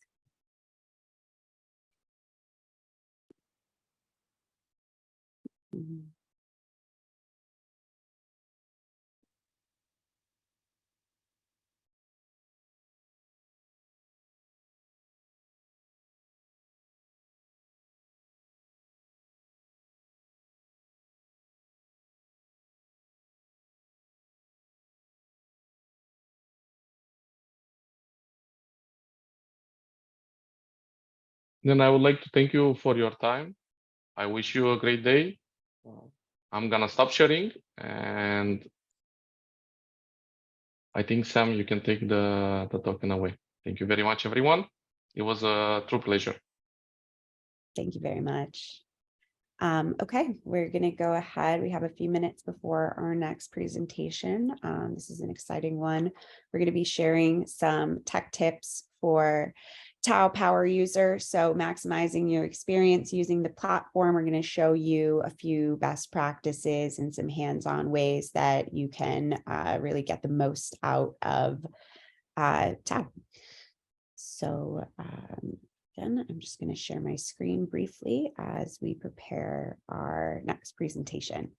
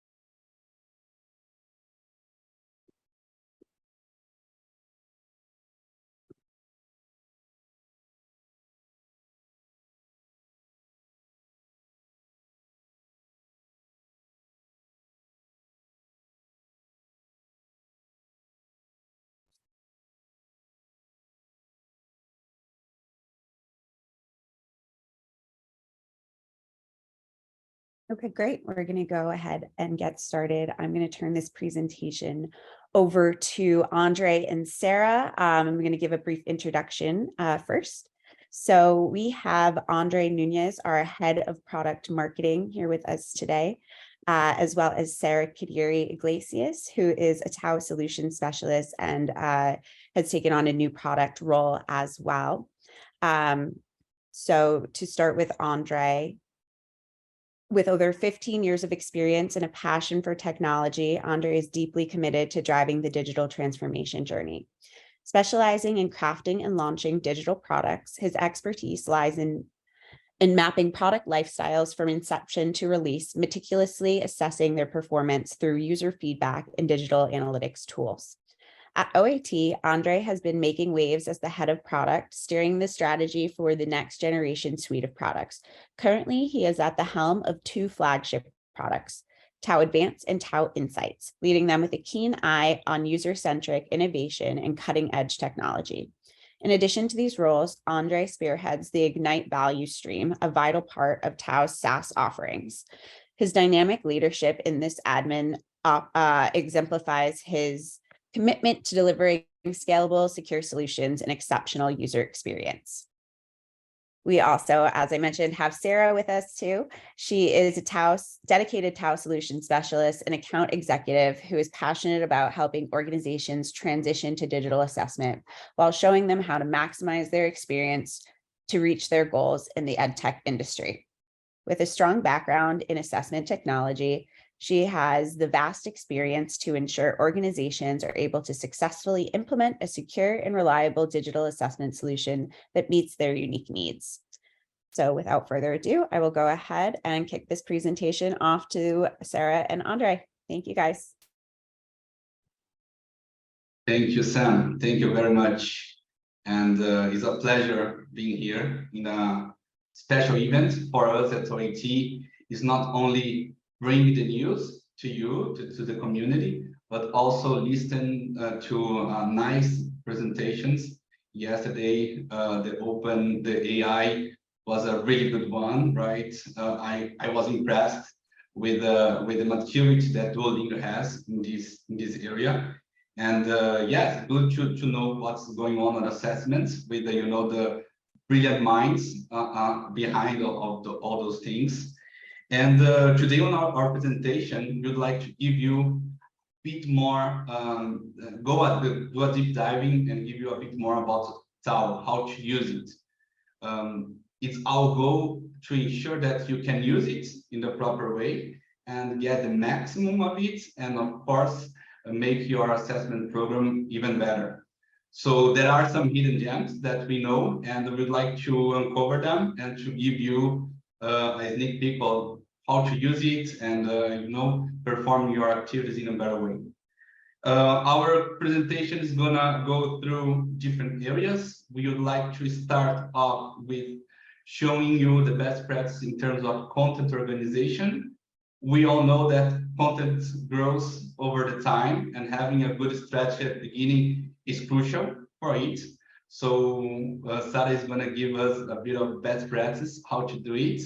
After that, I will go through the metadata and how to leverage the use of it in your assessment program. Last year, we had an amazing presentation from my colleagues where we touched upon this topic.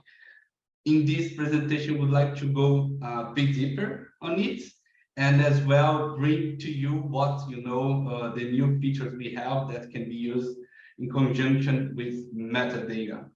And to close our presentation, Sarah is going to give us a bit of how to use the asset management, which is also an important thing to make it organized and to make sure that when grows, you're going to be able to find all your assets. So Sarah, I will give the token. Go ahead, and as soon as you finish, I take over. Meanwhile, Sarah is sharing the screen.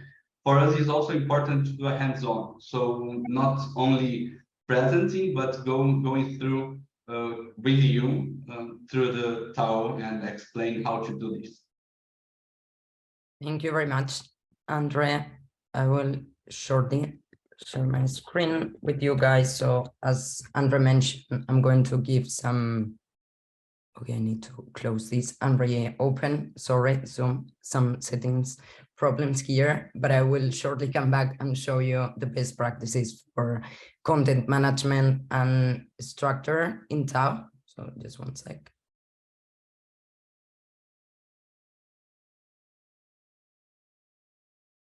Okay.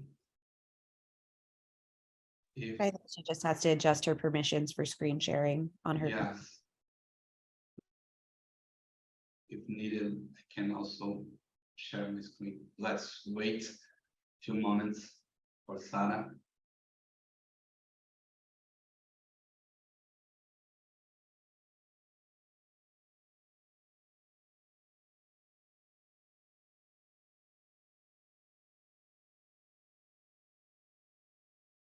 We cannot hear you, Sarah. You're muted.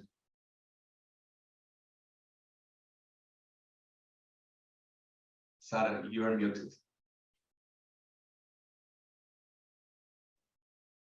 Okay. Yes. Can you properly? Okay, perfect. We can see your screen. Perfect. So let's go ahead. So good morning, well, good afternoon, everyone. Today, as my colleague Andre was mentioning, I'm going to briefly present you some important aspects about our assessment platform. That is the proper organization and using naming conventions, okay, to name your content in terms of items, tests, and assets, okay, because these practices are vital for efficient management of the content, and ultimately it's going to lead to an easy navigation and retrieval of resources. Okay, so let's dive a little bit into the best practices to be able to do this. So the first one, using clear naming conventions. Okay, this is going to help you to establish a clear guidance for naming items, tests, and assets, and therefore it's going to enhance the searchability and ease to use within our platform. Okay, it's advisable to include relevant information such as the subject, the type of content, and version number in the names. Okay, for example, a test for mathematics in grade 8 could be named mathematics _ grade 8 _ test _ version 1. And this naming convention provides clarity and helps users quickly identify and select the appropriate resources that they need to use in their assessments.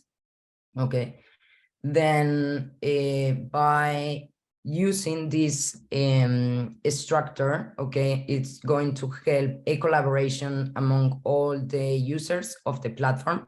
Okay, and in this way, it's going to help optimize their resource utilization and promoting an effective teamwork that at the end in assessment, when we are working with a big group of people, is very important. And therefore, this is going to help us to streamline the resource management, okay, and therefore will save time, and especially when our content bank is increasing, okay, thinking about the organization of the content since the beginning of the project is later going to be helpful for this. So let me show you some examples about the suggestions that we normally offer to our clients. Okay, so some strategies could be to organize your, well, the naming conventions by subject and grade. Okay, so consider organizing your content based on subject and grade levels. So for example, you can create folders like English K6, Math K8, and Commerce K12 to easily categorize resources according to their respective subjects and grade levels. Okay, then also have the subject and subfields. Okay, this is another approach that is going to help you organize your content by subject and subfields. For instance, you have a folder called geography, and you can create subfolders for specific topics like European capital cities. Okay, and this will allow for a more granular organization of resources. Then we have by topic and sections.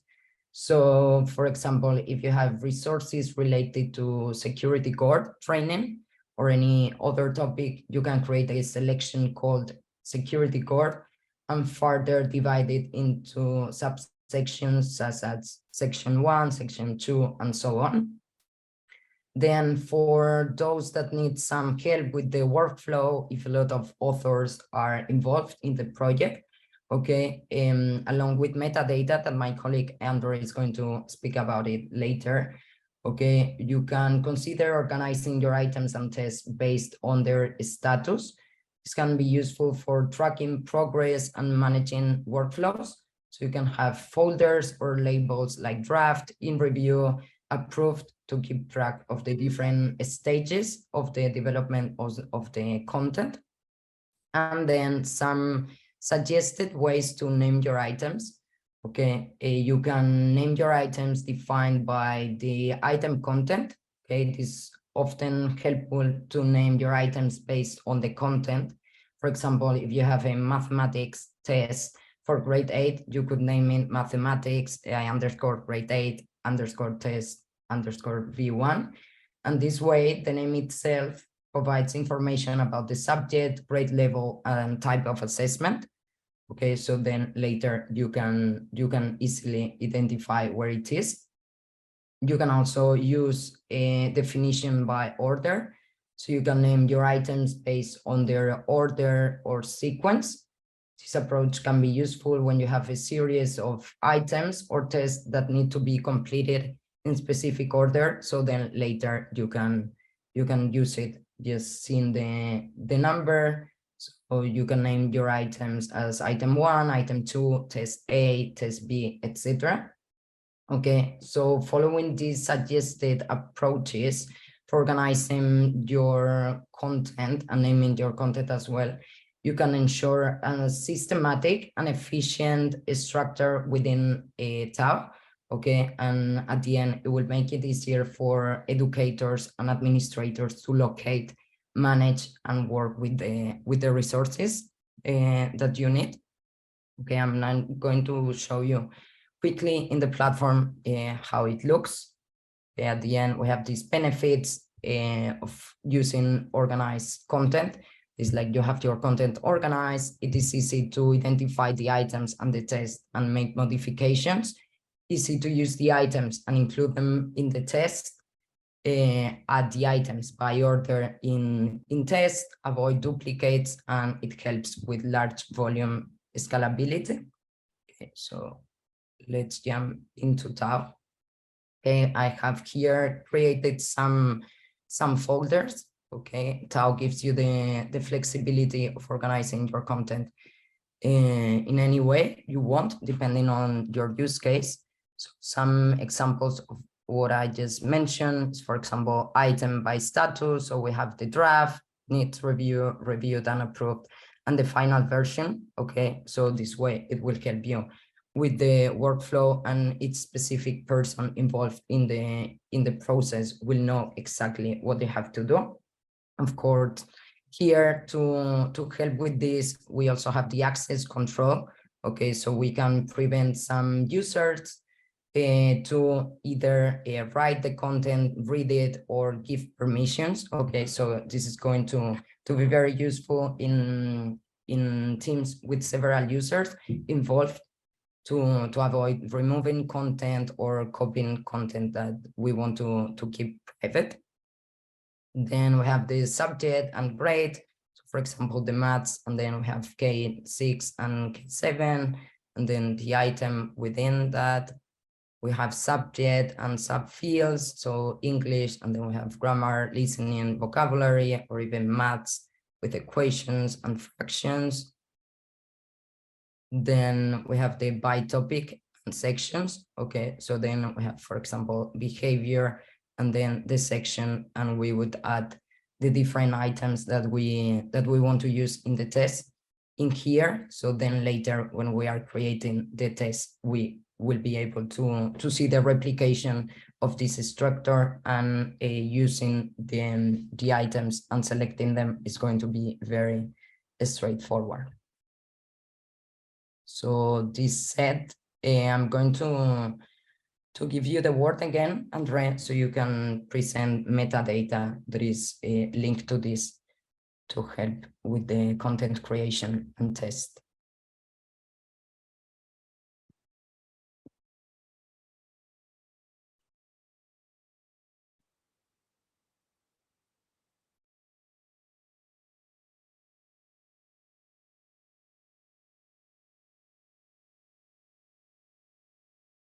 Andre, you're mute. Okay, thank you, Sarah. It's great to understand how we can organize better our content. And there is also a similarity of one of the purpose of the metadata, right? Last year, as I mentioned, we gave you a bit of better understanding of what we can use, what we can do with metadata. But I would like to do today one little step back to ensure that we are all on the same page in terms of what does it mean, metadata.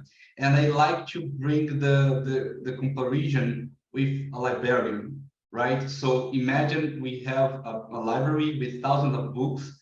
How hard would be for the librarian to organize and try to find a book in the middle of these thousands of books in an easy and efficient way. So this is what it's about. So what usually libraries do, they are going to categorize those books either per topic or per year. There are many types of configuration classification that the library can do, and we can bring this concept to our item bank as well, in order to find easily and faster, and at the end of the day bring you time saving and reducing cost of searching for an item. We can have multiple ways of categorize your item. Not only item, but any content that you have on our platform. I'm gonna do a deep dive with you about this in a second. But before, let's not only think about time saving and finding fast. Also brings you the consistency on your content, the quality of your content. Imagine you have already a given item which is addressing a specific topic on a specific standard, and why create one again, right? You can reuse it, and or you can adapt it instead of start something from scratch. So having the understanding of the content you have, it's vital to speed up and to make sure that your creation of content is not going to be as hard as we know, right? So we know that to create an item, a good one, is a question, right? It's not an easy job. We need, a lot of study, a lot of understanding, and the metadata can help you to have some shortcuts or avoid to do double work. With the use of metadata, we can also enhance our assessment program, where we can as well use this classification to understand the score of the students. I will give a presentation, a demo of it. So without more talk, let's see on the fly how it works. Sarah, can you confirm that you can see the TAO now, because I changed the Yeah, we can okay. see the instance. Okay, so here is one of our environments, right?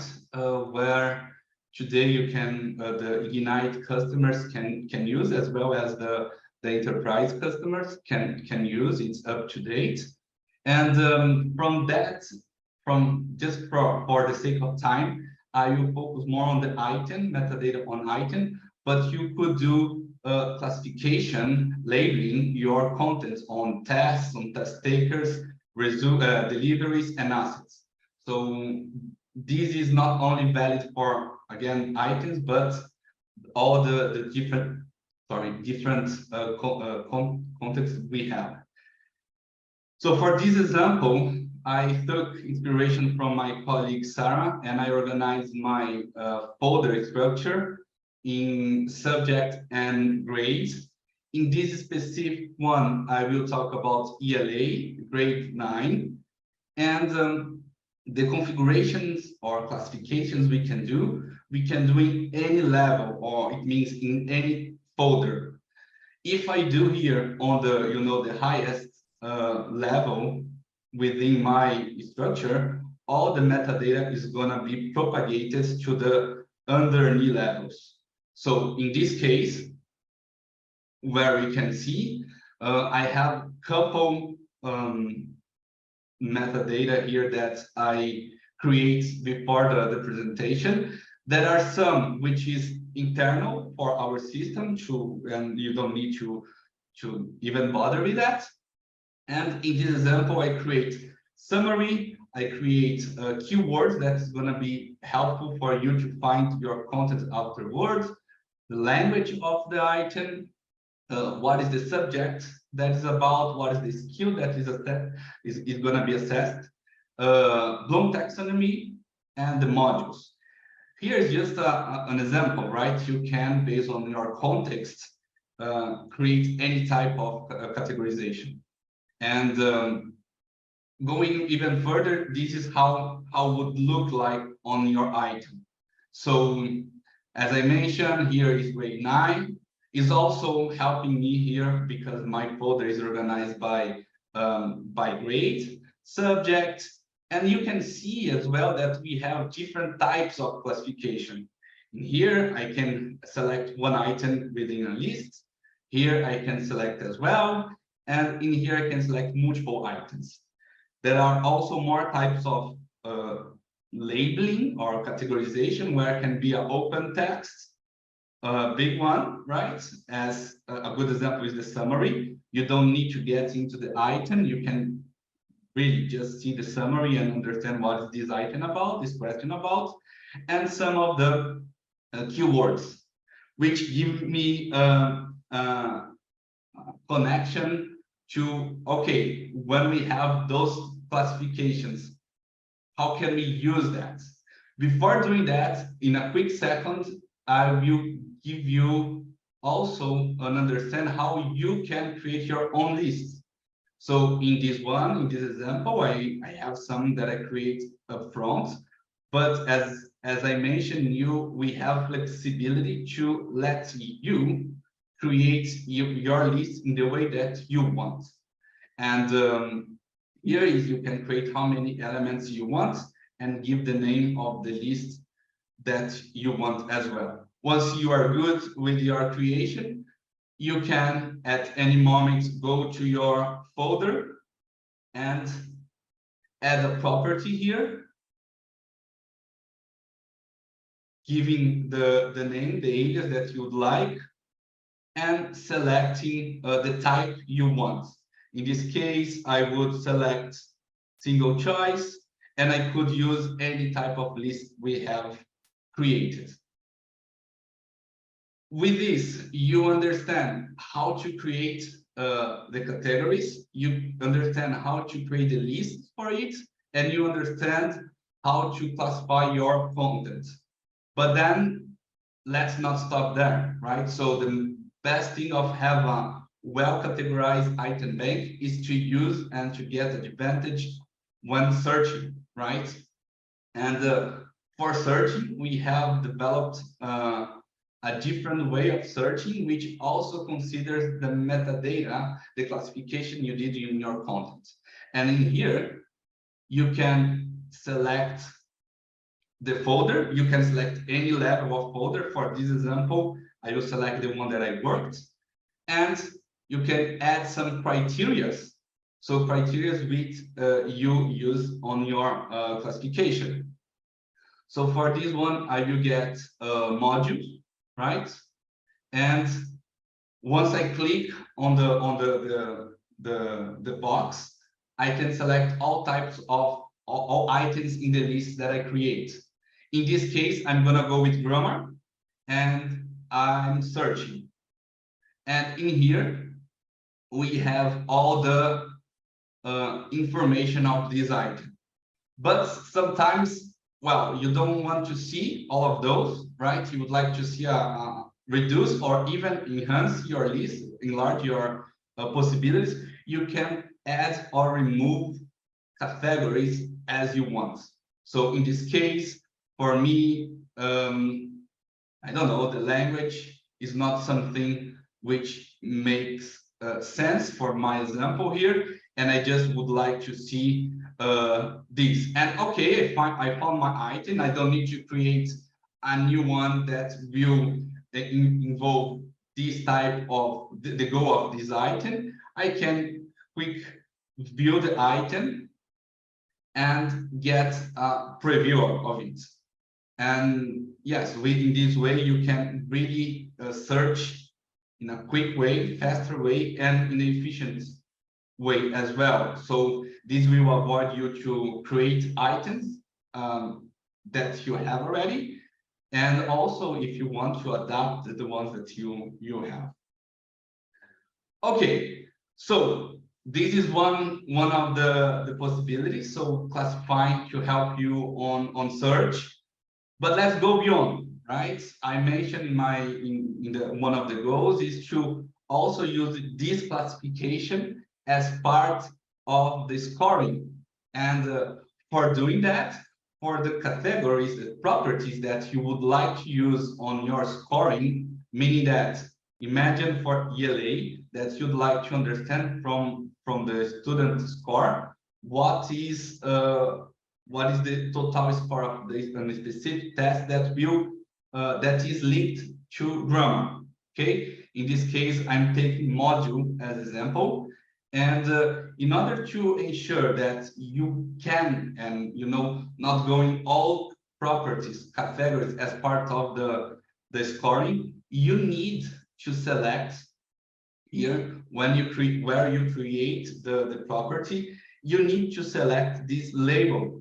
You can see here that I don't know if the resolution is good enough, but if you can see it's green, right? It means that you are going to be using that property as part of your item of your test scoring as well, that you can use actually.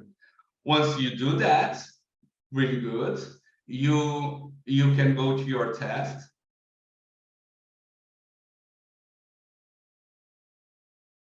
And again, I create something up front. This one's gonna be LA mixed questions. And in here, I create also the property assessment type is gonna be press, but I could do formative, summative, or any other type of category here. So once you add the items to your test that you want, you need to go here and select the scoring area. You will select outcome processing as total score, and you will flag category score. This means that our system, you understand that, okay, let's take all the categories that we flagged in a green way on the item bank and add as outcome declarations. It means that whenever the student finishes or delivers the test, then all these areas are gonna be part of the score. So in this example, since I have different modules that represent my items here, I will be evaluated in writing, grammar, reading, and the sum of it will contribute to my total score. So as a teacher, you can have insights how the student perform in different areas of your test. And as a student, I can see where I'm, I need more improvement, where I am good at, and I can, help myself by having these in a quick way, these different scores. Okay, let's keep going, and let's then take a test with our students, with one of the students. I will log in as a student here. Not save, and I can open this again after. So, oops.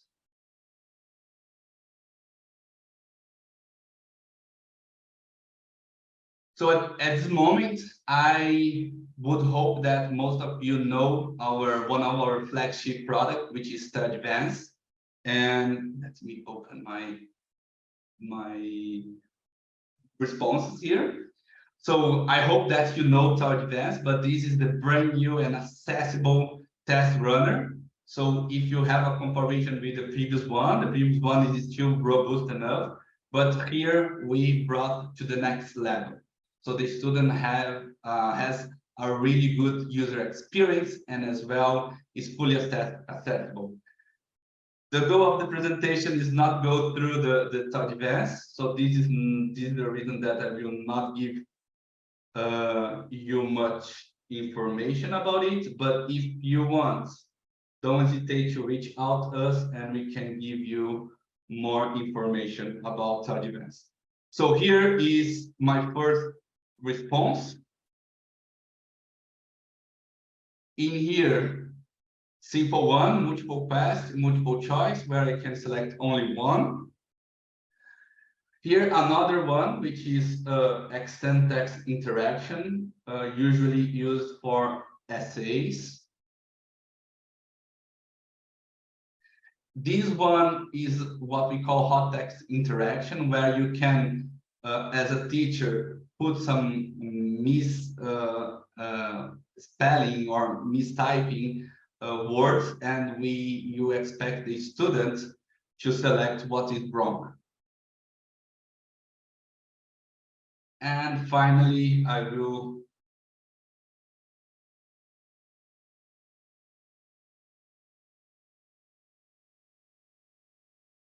finish my test and I will submit my test. As a student, I finish it, I am good with my results, and I will now change for the author and administrator view, where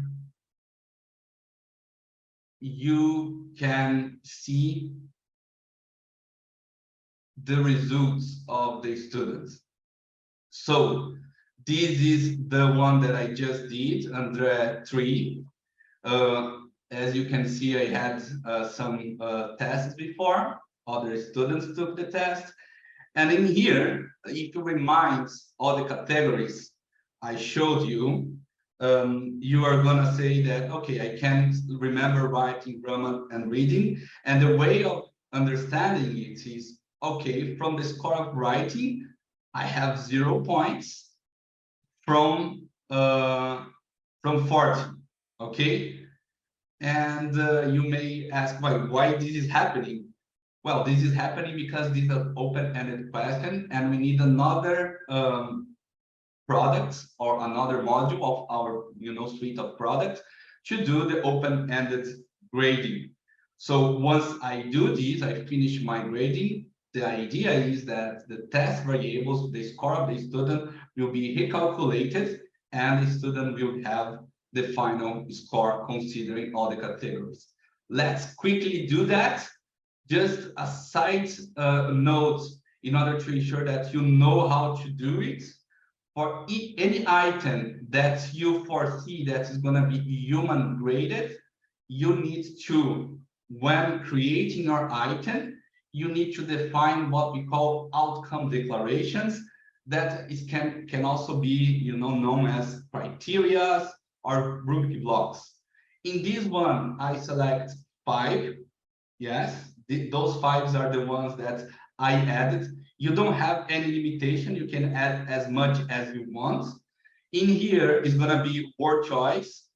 The long interpretation is something that supports the score when scoring, is the instructions that you can give to the scorers or markers, depends where you are. You can call scores or markers. You're going to say that this is going to be evaluated by a human, not by the machine, not automatically. And then you can define a range of your grading. So in this example, we are selecting from 1 to 4, but you can have any range you want. So once you are good and and you publish your test, as a grader, and this is another area of our product, which is TAO Grader, the name of this module, this product. You are, as a scorer, in this case, I have logged before, right? You will see all the projects that you are assigned. And as soon as the students finish the test, you are going to be able to start the scoring. In this case, previously on my test, I have scored 6, and as part of my tasks, I still have 3 left to do. And for doing that, so it means that I complete 67%, and I will get how the student responds all the response. And remember the criteria that we define. All those criteria are here. So once I am good with my score, I can go over. We are not going through further on TAO Grader in this presentation. But again, if you have interest to know more about the product, don't hesitate to contact us. In this case, I'm giving max score for all outcome declarations, and I am submitting the scores. It means that, okay, as a scorer, I don't have anything else to do, and behind the scenes, the system is processing everything and ensuring that the score is gonna be recalculated. Let's see from here if everything happened as expected.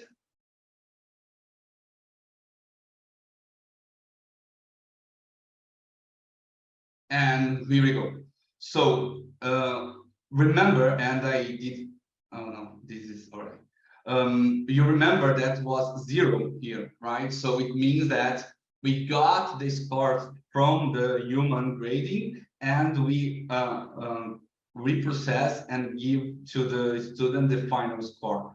You can not only see the final score on that module, but you can also see the individual scores for each outcome declaration. I think it's important to say that, well, this is not some kind of report that we are going to share with the students. It's just for the administrator to understand.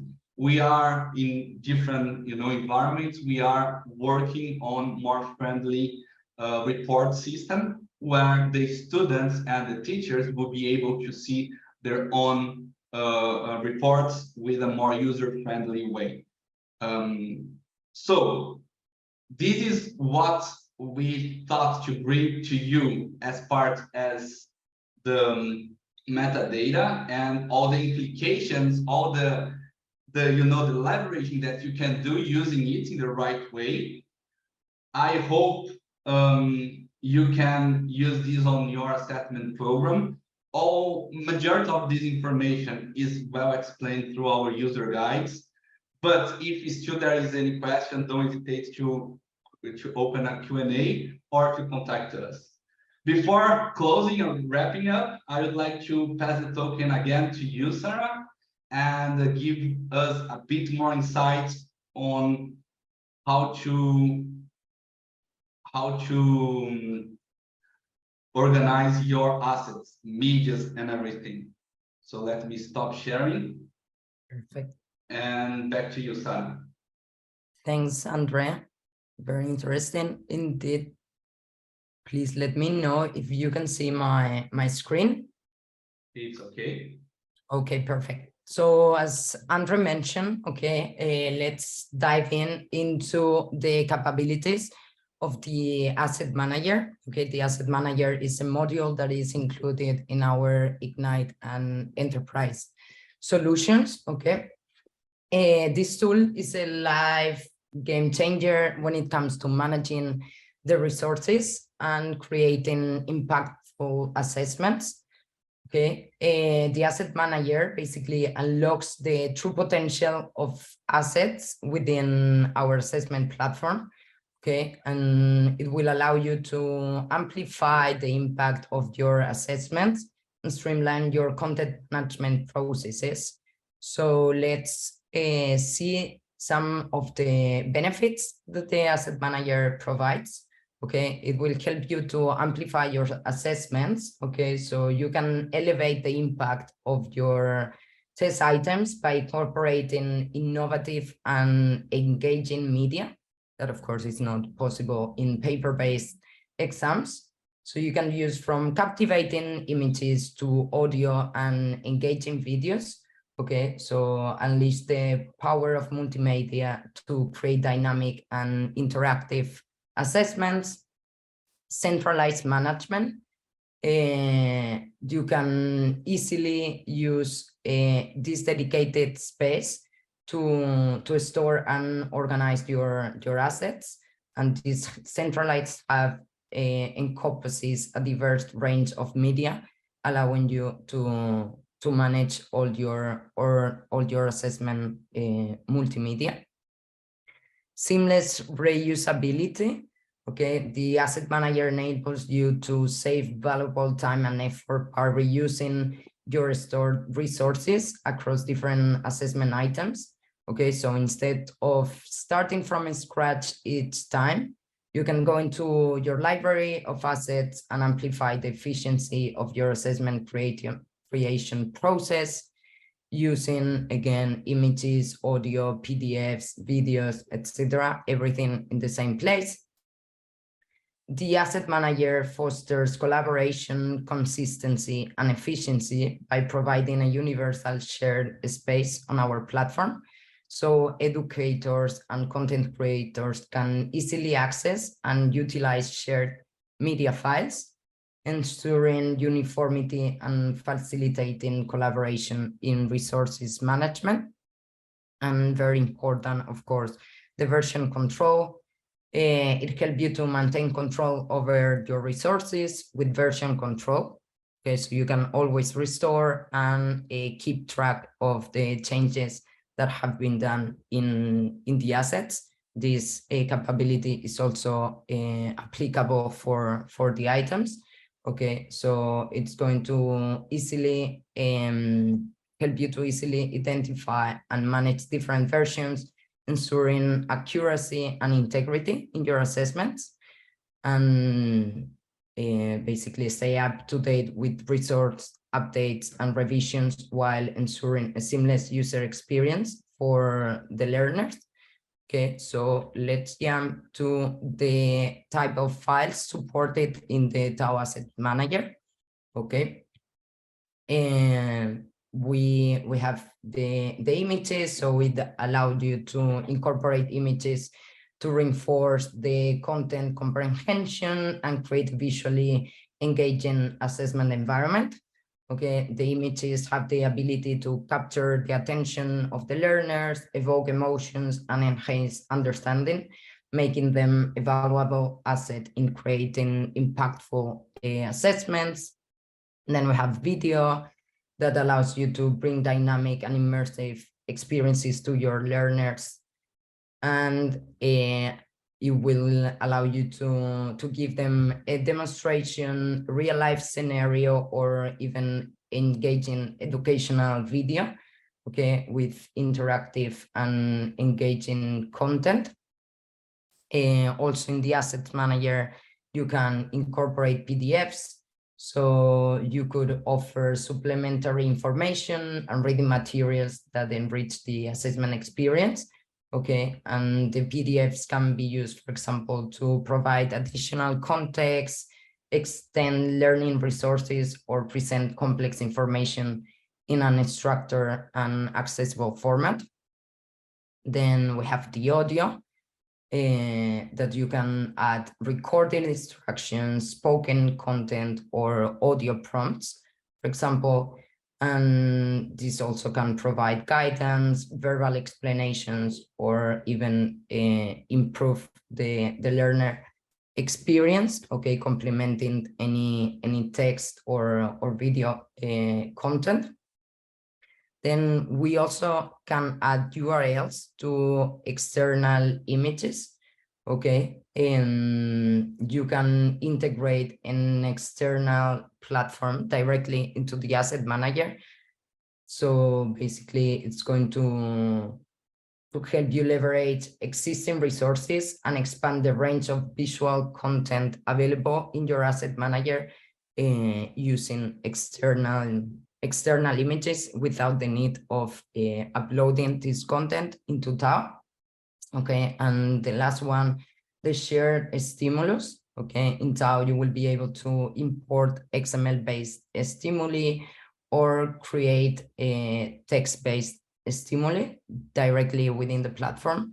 Okay, with this shared stimuli, you can add text-based prompts, questions, or scenarios with or without any multimedia elements, okay, which will allow you to add depth and richness to your assessments. Okay, and the conclusion is that this module of TAO will help you to create assessments that are visually engaging, interactive, and immersive. Okay, so let's jump into TAO so I can show you. Just a heads up, and we are a bit over the time, so go Okay. ahead with the Okay. end zone, just for you to be our. Okay, thank you, Andre. And also, just to link with what my colleague Andre mentioned at the beginning, this metadata that you then also the advanced search can be used in the assets. Okay, so in this case, and also linked to the very first topic of this presentation about the organization and naming conventions of the content. Here I have created a folder by grade, form, and type. So we have K6, that is the grade, then the form and the type of assets that we have. Okay, and then we can categorize our assets.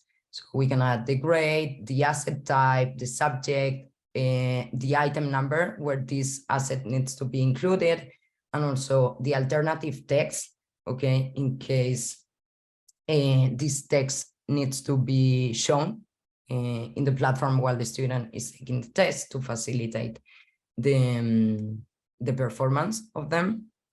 Okay, so let's go here. We have an audio. 1, 2, 3, listening. Okay, I don't know if you can listen to it, but this is how it is. Then we can also upload images, PDF. Okay, so you can add several pages. Okay, and it will be all condensed in the same place. So the student experience is enhanced and they don't need to jump from one question to the other or scroll down forever. And then we have the shared stimulus. Okay, that here, as you can see, you can change the font, you can add images, add bullets, and use different sizes. Okay, and also video. So you can add this into your items.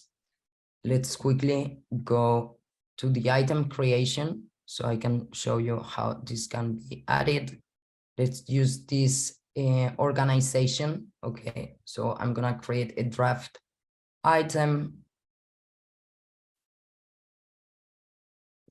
Okay, so let's add a shared stimulus here. This is a very straightforward process. So you can here select from shared stimulus, image, or media. Okay, the shared stimulus is the text, the image is an image, and then for media, it will include a video and an audio. Okay, let me add a shared stimulus here. So again, the importance of having the content structure so I can easily find what I want to add into my item. Okay, so we have this here. Of course, I cannot edit it. In case you want to edit it and make modifications, you would need to go to the asset manager to ensure that they are, is consistent. And in case we want to make changes in the asset itself here in the repository, these changes will be applied into all the items that have this shared stimulus. Okay, and now that we have this, we can start adding questions related to this. Okay, let me save this.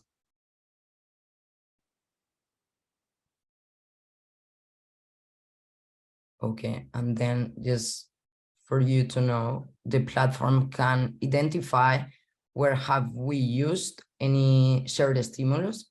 Okay, wait, not here, sorry.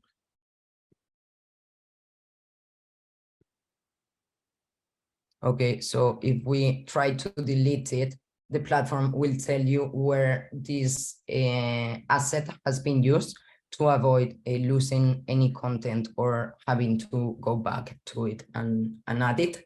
Okay, and back to what I was mentioning before, in the assets, we can also play with the access control to avoid any kind of removal of the content or moving it from one place to the other.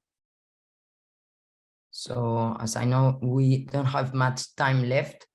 It's going to be the end of my presentation, but as Andre was mentioning, you can always reach out via email and we can show in detail.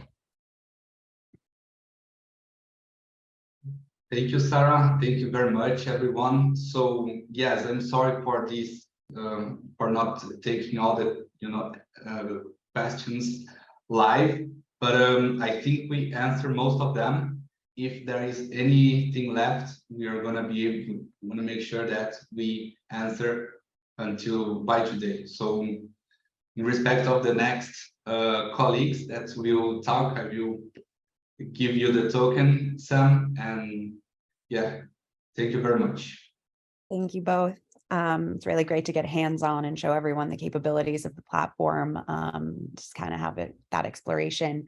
So we're going to go ahead and jump into our next session.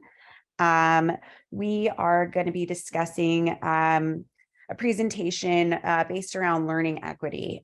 So we touched a bit on this in Rob's presentation earlier, and we kind of want to show from some of the work that we're also doing in places like Morocco, Nepal, and Zanzibar. So I'm going to go ahead and introduce our speakers. We have Patrick Plichard. He's the co-founder and director of products at Open Assessment Technologies, where he's strongly involved in the field of computer-based assessment and conducts research and solutions management for national projects at OAT and pioneers many countrywide deployments.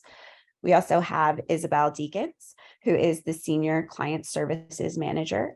She's also been with OAT since the beginning and is a member of the product team as well. I mean, the business development team as well. She's deeply involved in many projects in different countries.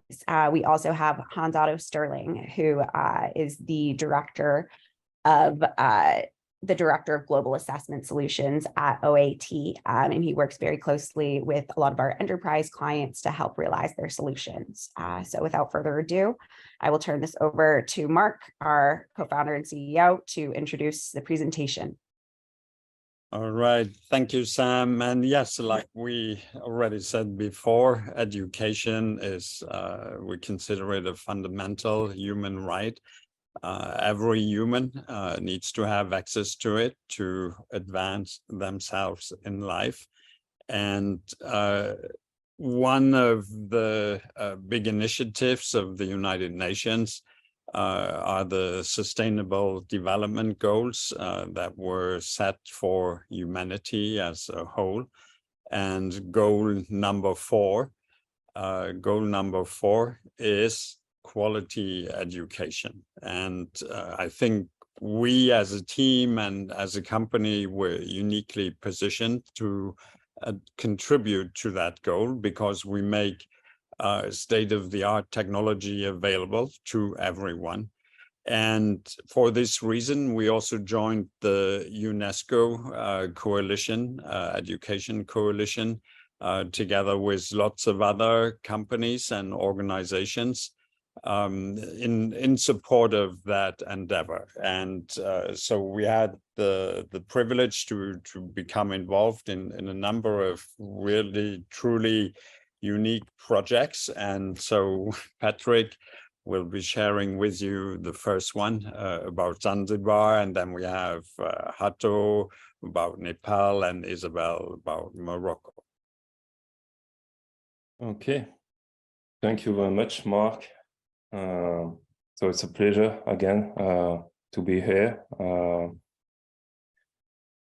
So take a deep breath. You are now in Stone Town in Zanzibar, a small island next to Tanzania. about 200 schools. And what you are looking at now, it's basically a primary school. And to be honest, it was kind of a reality check for us. Our mission there was to improve the assessment practices, right? For the broader goal of improving education. But obviously, this context is a bit different from what we are used to, right? No electricity, no computers there. So digital assessment, it's still far, right? I'm a bit exaggerating here because I'm taking the example of a primary school. Obviously, the focus was a bit more on the secondary school and the high stakes assessment, the summative assessments they are doing there.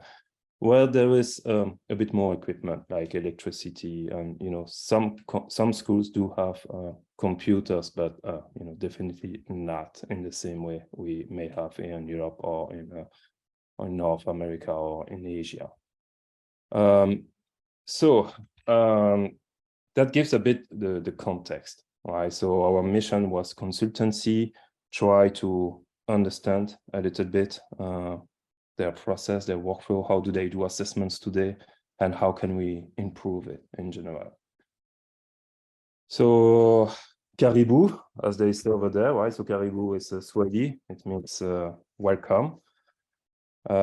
So we had the chance to meet first all the subject experts over there, about 15 people, subject experts in the usual subject matter, so math, English as well, it's a Commonwealth colony, science, history, geography, all those subject matters. And the first part of the mission was to understand a little bit their workflows and how they were doing. And obviously all the assessments they're doing today, they are on the paper, right? So we started to discover a little bit all the paper. And what you see here on the right is pretty much their item bank or their exam bank as well, right? So the copies from all the students, right? So we rolled up our sleeves and we started to try to make sense about all their organization, to try to see, how best we can help them. And we started this process. We started to audit all the paper, and Zanzibar is very well organized, actually. Even if it is on the paper, they had a lot of very professional workflows to create items, to grade also the student responses, with double independent grading, all this kind of more advanced process. So it was really interesting, and they were really well organized in terms of paper. We continued a little bit to explore all their workflows, and there were even more papers, different steps of all their workflows for grading, for registration, etc. So at some point, I was a bit overwhelmed, to be honest, with all the papers, right? And in this audit mission to try to understand, everything in terms of organization they had so far. But again, as they said there also, right, in Swahili, and you may know it from the movie Lion King, right? It's Hakuna Matata, which means basically no problem, right? So we started basically our mission based on this understanding about all their workflows, how can we improve really their assessment practices? And to share with you, we identified 2 areas, and those are, I think quite common, right?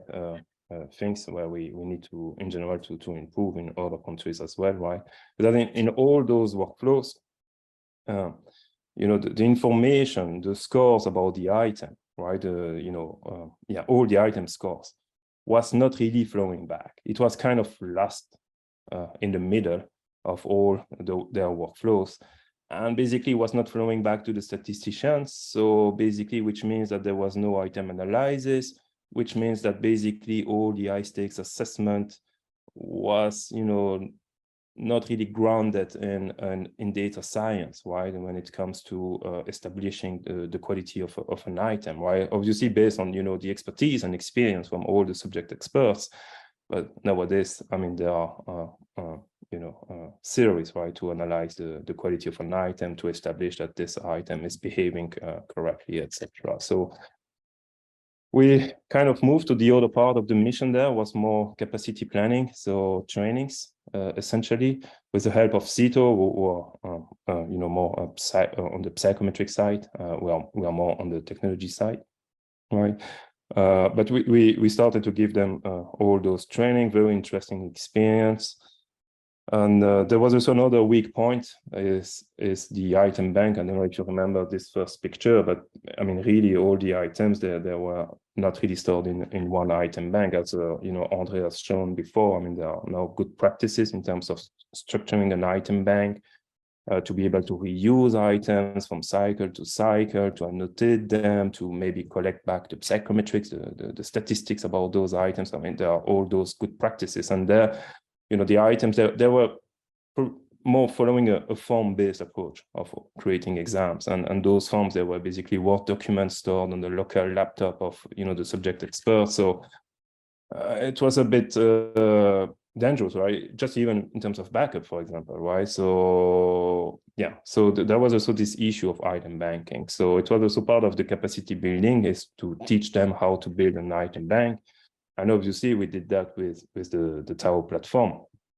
So we started to depict a bit on architecture where we use TAO, but at this stage, just as an item bank, right? Not yet as a system to deliver digital exam, because of the infrastructure and because it takes much more, right, to be in a position to deliver digital tests, but at least as a digital item bank. And then we also teach them more in terms of programming, how they could modify some of the extensions that we have in TAO that allows to generate a paper version. So you assemble the test digitally, and then you publish it, but you get a PDF instead of online delivery of the test. And for sustainability reasons, right, for them to be also independent from OOAT in the future, we told them how they could customize a little bit this extension to generate PDF.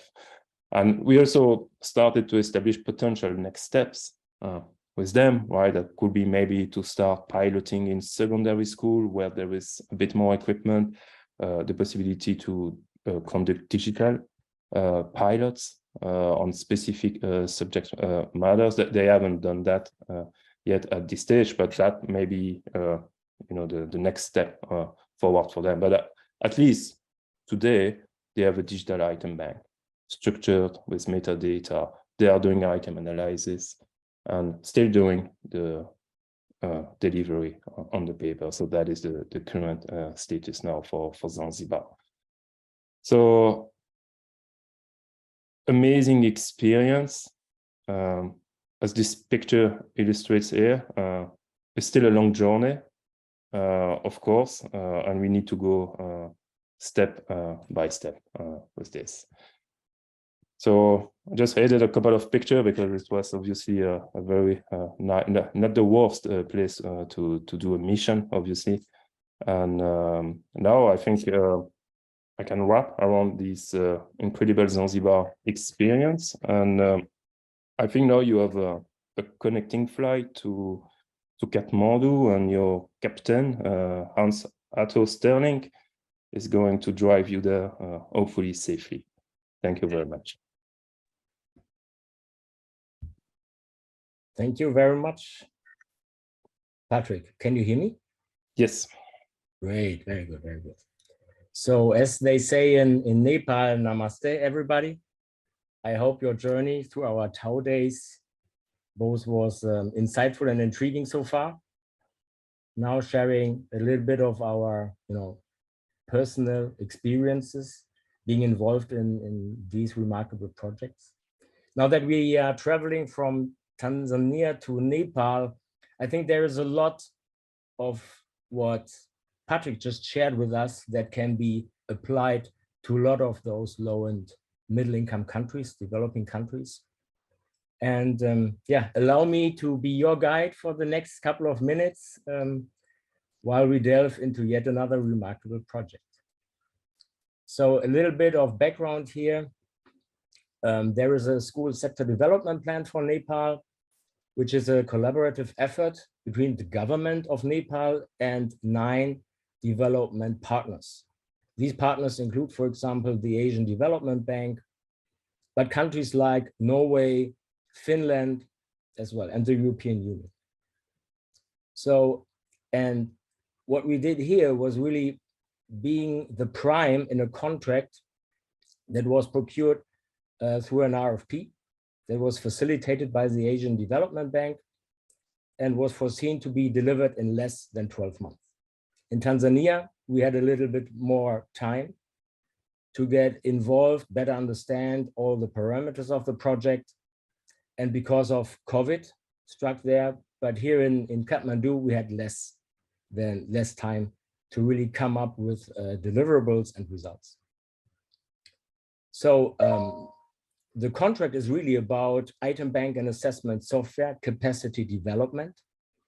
We have won this together with our partner, NFER, the National Foundation of Educational Research, England, and a local consultant that we were happy to find before we had to submit our bid proposal. And this team formed really the foundation to cover all what was needed in the project. And can you please go back, Patrick, to the other slide? Whoops. The first one, the next before, the title page. Oh, here you can see already, here you can see already our formidable team, right?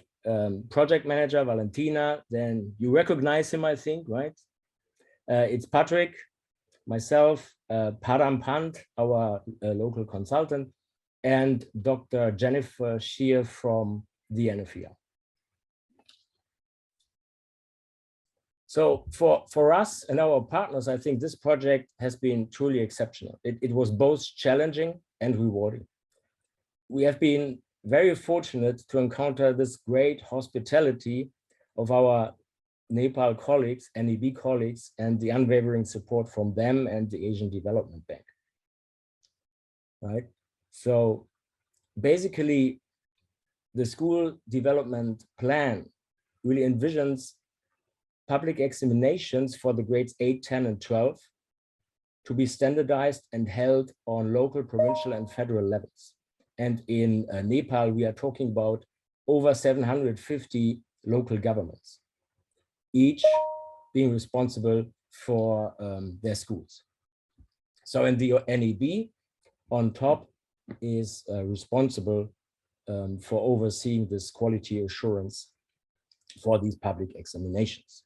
And here on the right-hand side, you can see the NEB headquarters and the OAT headquarters in Kathmandu. I'm joking a little bit here. Allow me to take this a little bit funny. So generously, Dr. Mahasham Sharma provided us a little office for Patrick, who was on site to conduct the trainings to use this office. And on the lower right-hand side picture, you can see the team together with the member secretary, Mr. Durga Prasad Aryal, as well. All provided wonderful support to help us getting acquainted with the situation, the project, the stakeholders, and of course, all those teachers and item creators who use TAO to create items. Now let's jump into the project details. So focus for this project was grade 8, and the colleagues from NEB already created a repository of around 3,000 items for different subject matters, including science and technology, mathematics, and English, right? And the goals were really to train them using TAO,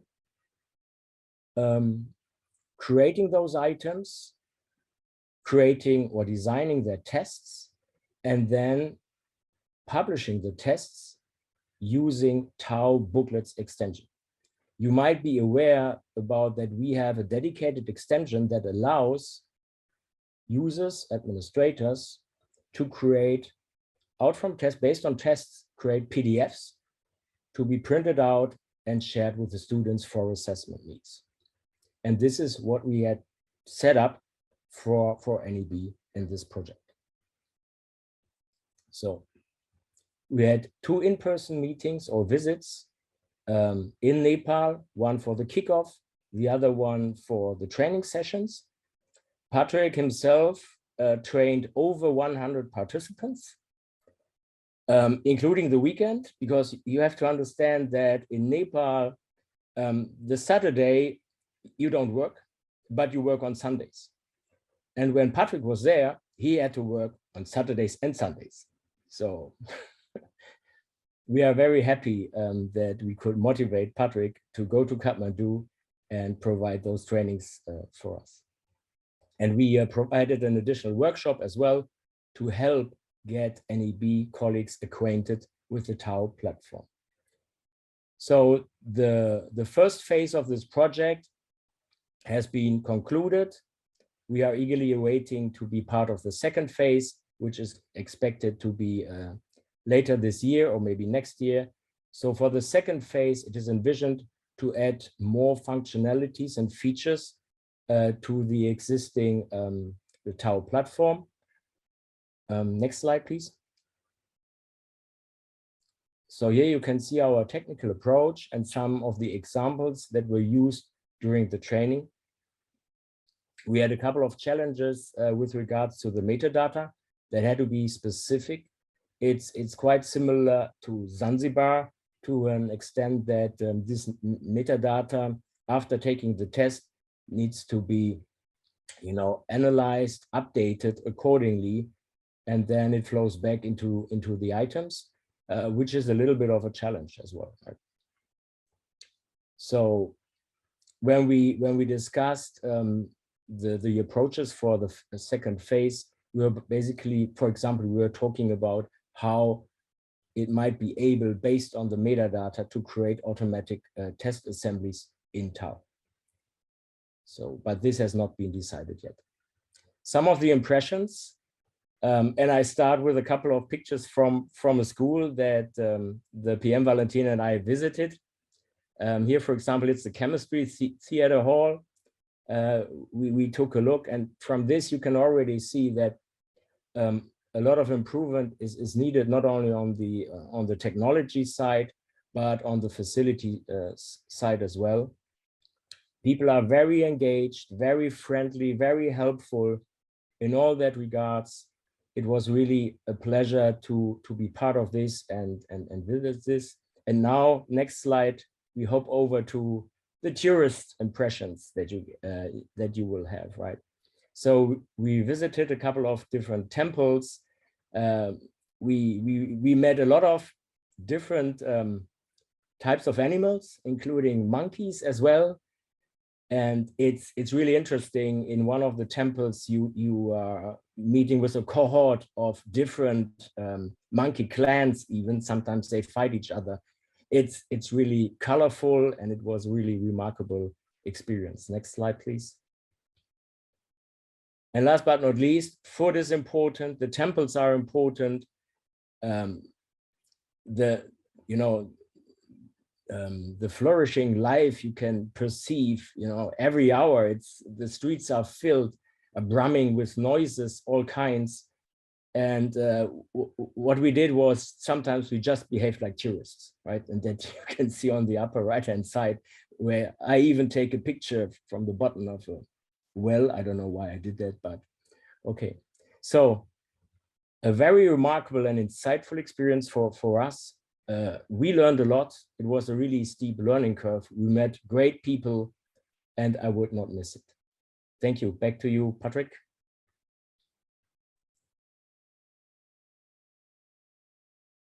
Okay, thank you, Hato. So let's fly to the Kingdom of Morocco, especially to CSEFRS and INE Morocco. And the project was implementation of the Arabic language in the TAO platform, or we name it as well RTL project. Next slide, please, Patrick. Okay, so how it happened, this project? So the project context, we met people from CSEFRS in Paris as the Flip Plus members. Flip Plus is a consortium of ministries of education that are sharing best practices. And then we met them in Paris, and they requested the need of having a training plus consultancy days, sorry, in Rabat. Then with a colleague of mine, we went there 5 days, 4 days trainees, one day consultancy. And we found out that they knew, the team over there in Rabat knew already a lot about TAO. They were very much knowledgeable already. And then at the end of this week, we found out that there was a need for RTL implementation in the TAO platform. Next slide, please, Patrick. Okay, so there was this need, and there were several partners involved in that project. So there was the CSEFRS, as I said earlier, which is a Higher Council for Education, Training and Scientific Research. And they are driving this PNA, Programme National d'Évaluation des Acquis, which is National Learning Assessment Program. And with the help of the National Assessment Body for the Education. So for this, they were looking for funding, and the funding came through the MCC, Millennium Challenge Corporation, an American funding company. And the Millennium Challenge Corporation and the government of Morocco have entered into an agreement called the Millennium Challenge Compact, or short name Compact. And you see here, I wrote Compact 2 because it is the second project they do together. And this compact actually is to improve the quality of human capital and learn productivity. So it's not only for the education, it's also for other projects. So part of the funding of compact is provided by the MCC, also with the government of Morocco that is financing it. And all this is through the MCA Morocco agency that was intended to use a portion of the MCC financing to finance the RTL project. The MCA Morocco was the main interface between us and the ministry. And MCA was facilitating the implementation of the project and ensuring that the contract is respected. Next slide, please, Patrick. Okay, so the project content was, we started in 2021, and we had to develop, to be in charge of the development of interaction types in RTL, in the authoring and in the delivery products of TAO, with the goal to improve the PNA processes. We had for this the INE's contribution for TAO interface in translation in Arabic. And we were having regular alignment meetings with INE and CSEFRS and MCA. And then at the end of the project that took, let's say, 1.5 years, we did a complete transfer knowledge to the INE team. Then after this, the INE implemented pilot test in spring 2023, so this year. And this experimental phase was on over 2,000 students, 6,000 concurrent test takers in 12 regions for the last year of secondary school, for the age between 13 and 15, and the last year of primary school for the age of between 8 and 11. Next slide. So here you have item examples in RTL. So you have choice interaction, associate interaction, order interaction. So, but of course we have developed much more than that for Morocco. And thanks to Morocco, now if you can use the RTL in TAO, it's because we have done this project for Morocco that is benefiting to many countries that right to left. Next slide, please, Patrick. Okay, so and then this is the end of the presentation, and I would like to go also through my experience in Morocco, other than doing this training and implementing this project. So Morocco, I have to say, is a great country, very nice people, and and they speak French and Arabic. Arabic is the main language, the national language. And if you meet people in Morocco, you say either salam alaikum or bonjour. And then if you say salam alaikum, then they answer you alaikum salam. This is the way they do. And then the last one on Friday, I was there. I wanted to visit Meknes, and I forgot that Friday everything is closed almost in Morocco. So I went to Meknes, and I went visiting that nice place. And then, of course, I finished a bit earlier my visit, and then I was in the street and I met this nice couple, and I asked them, okay, where is the train, please? Because, you know, I was wandering everywhere, and then they told me, oh, but we can take you to the train. And then while we were walking in the street, they asked me, but what are you doing in Morocco? And I said, okay, so I was working at in Rabat, with INE and CSCFRS, and they told me, oh, but we know people over there because we are teachers. Oh, great, you are teachers. And then we were talking about this, you know, what they were doing, what we were doing, and all that. And then at the end, when they took me to the train, I really wanted to thank them. Then I told them, okay, may I offer you a drink? And they told me, oh, no, you don't offer us a drink, but we take you to a couscous. Okay, so we went to a place that I would have never found and go to if they didn't take me there. And we ordered this nice couscous, the best one I have to say I ever had in my life. And then we enjoy having the couscous together, and also a glass of milk. That for me was the first, because usually I drink couscous with wet wine. So for me, it was really a first. And then, yes, so this closed my stay and my story in Morocco. And I would like to thank again very much Morocco. And TAO OET is very much thankful to Morocco, because thanks again to Morocco and their contribution in the TAO platform. And this is the purpose of it, contributing to the TAO platform for the benefit of everyone. Then we have the RTL implemented in the TAO platform. Thank you.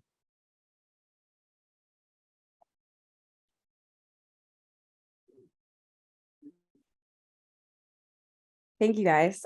Great presentations, and very important to hear about the open source contributions available, you know, for these countries. We're going to go ahead and get started with our next session, which is an introduction of with our user group. So the TAO user group is run by or headed by Dragos Sivan, and he is going to kind of dive into more about the user group, and it's my pleasure to introduce him today. So Dragos Sivan is the head of product at OAT, and he's passionate about translating user needs into product features while maximizing delivered value. Sorry about that. In the past 10 years, he has had multiple product development roles, shaping the future of products in various domains. For the last several years, he has been involved with TAO, the market-leading online assessment solution from OAT. In his current role as head of product at OAT, he leads from product conception to launch, driving success within the Edtech market by working closely with product strategists, solutions teams, and agile development teams to manage the complete product lifecycle. So without any other hesitation, I will go ahead and turn this over to Dragos. Thank you, Sam. And yes, I'm not alone in this on this slot, on this final slot, before we wrap up everything. So I have here with me Mark again, because he was the one that had the idea of creating this TAO user group. And maybe Mark, if you want to say some words in the beginning about how, I don't know, this idea was born. Absolutely. And Sam, we had actually planned to have a bit of a dialogue with Saskia Kaspaik. She's in the participant list. Is it possible to make her a panelist as well, or so she can participate in the conversation? I will go ahead and do that right now. Okay, so Saskia, you should have just gotten a notification. Right. So Saskia, maybe so in terms of introduction, maybe you can do it yourself, but we've known each other for many years in your role at the French Ministry of Education. Maybe you can add a few things. Sure. Thank you so much, Mark. Thanks for the invitation and thanks for those very interesting presentations during those 2 days. It's been very enjoyable. So indeed, we go several years back now because I've been involved in TAO-related projects at the French Ministry of Education as a digital project manager for a couple of years now. And I'm particularly responsible of PCI, so Portable Custom Interaction Development, for our large-scale standardized assessments in France. And I'm also very much involved in the Flip Plus e-assessment community. So thanks so much for the shout out earlier. And yes, one of the two main principles of this community are open source and open standards. So these are very important things for us to consider in the community. So in this sense, TAO, we've been using it and many of the Flip Plus members as well. By no means it's not a requirement for becoming a member, but it has been the tool that many of our members are using. So yeah, happy to have this dialogue with you. Thank you. And so yes, we're talking about the TAO user group now, and we launched that just a bit over a year ago after consultation with many of our customers and users. And the purpose of it is really to give customers direct end users, not just paying customers, but any TAO user can be a member, to give them a direct voice in working with our product managers who are preparing the product roadmap and looking at certain types of features that can be added to the product. And because in the end, the TAO platform, it's really a product that we're building for you guys, for the users out there. And we want to make sure that it's a product that meets your needs. And so the TAO user group provides an environment to have these discussions. It has a charter that defines how the group interacts with each other. And so we got that off about a year ago. And so from you've been with it from the beginning, since we had the first kickoff sessions, and maybe from your perspective as a user, maybe you can just tell us what did you get out of it, and how does it matter in your work at the ministry? Yes, gladly indeed. I've been in the group, the TAO user group, since the very beginning. I think I missed maybe one meeting, or maybe even not that. And I think for me, the biggest benefit of this group is really sharing of information. And sharing, as you know, is also one of the huge benefits of the Flip Plus community, something that we really care about. And for me, this information sharing goes both ways. So first of all, we can be, as the group member, be aware of the ongoing developments and get the information as you progress on the product and different components of it. So we don't have to wait for an official newsletter or some kind of official communication. We can really sit at the table and get this information continuously. And then also from our side, this is the place we can express our concerns, and you can be aware of our pain points or issues and also priorities for the future as a TAO product user. So I think, yeah, this information sharing goes both ways. And also last but not least, I also feel that there's a huge benefit of connecting with other users, other people that use TAO and then express their concerns, their priorities. Of course, national institutional priorities might not be the same, but it's the place where we can share these and potentially also share information among institutions using TAO. Okay, great. So, Dragos, you are the chairman of the TAO user group, coordinating all these activities. So what do you do with the information that you receive? How does that flow into product prioritization and all that? Yeah, actually, I will dive a bit deeper into that. I have a few slides ready just to showcase an example of how we are using the information on our end that is flowing through the user group. As Saskia said, it's a platform for obtaining information, for obtaining feedback. It goes both ways, both for us to get information from our users and also our users to get information from us. And on top of that, it's also another platform for the users to exchange information among themselves for different use cases and how they use TAO.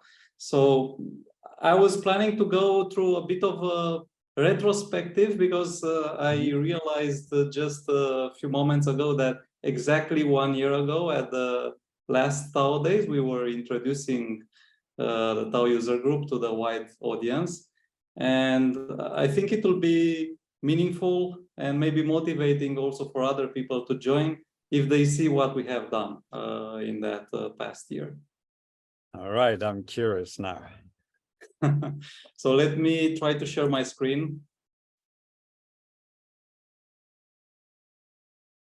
Here we go.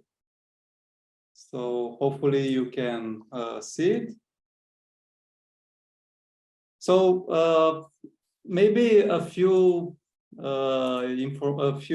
bits of information on why we have created a user group in the first place.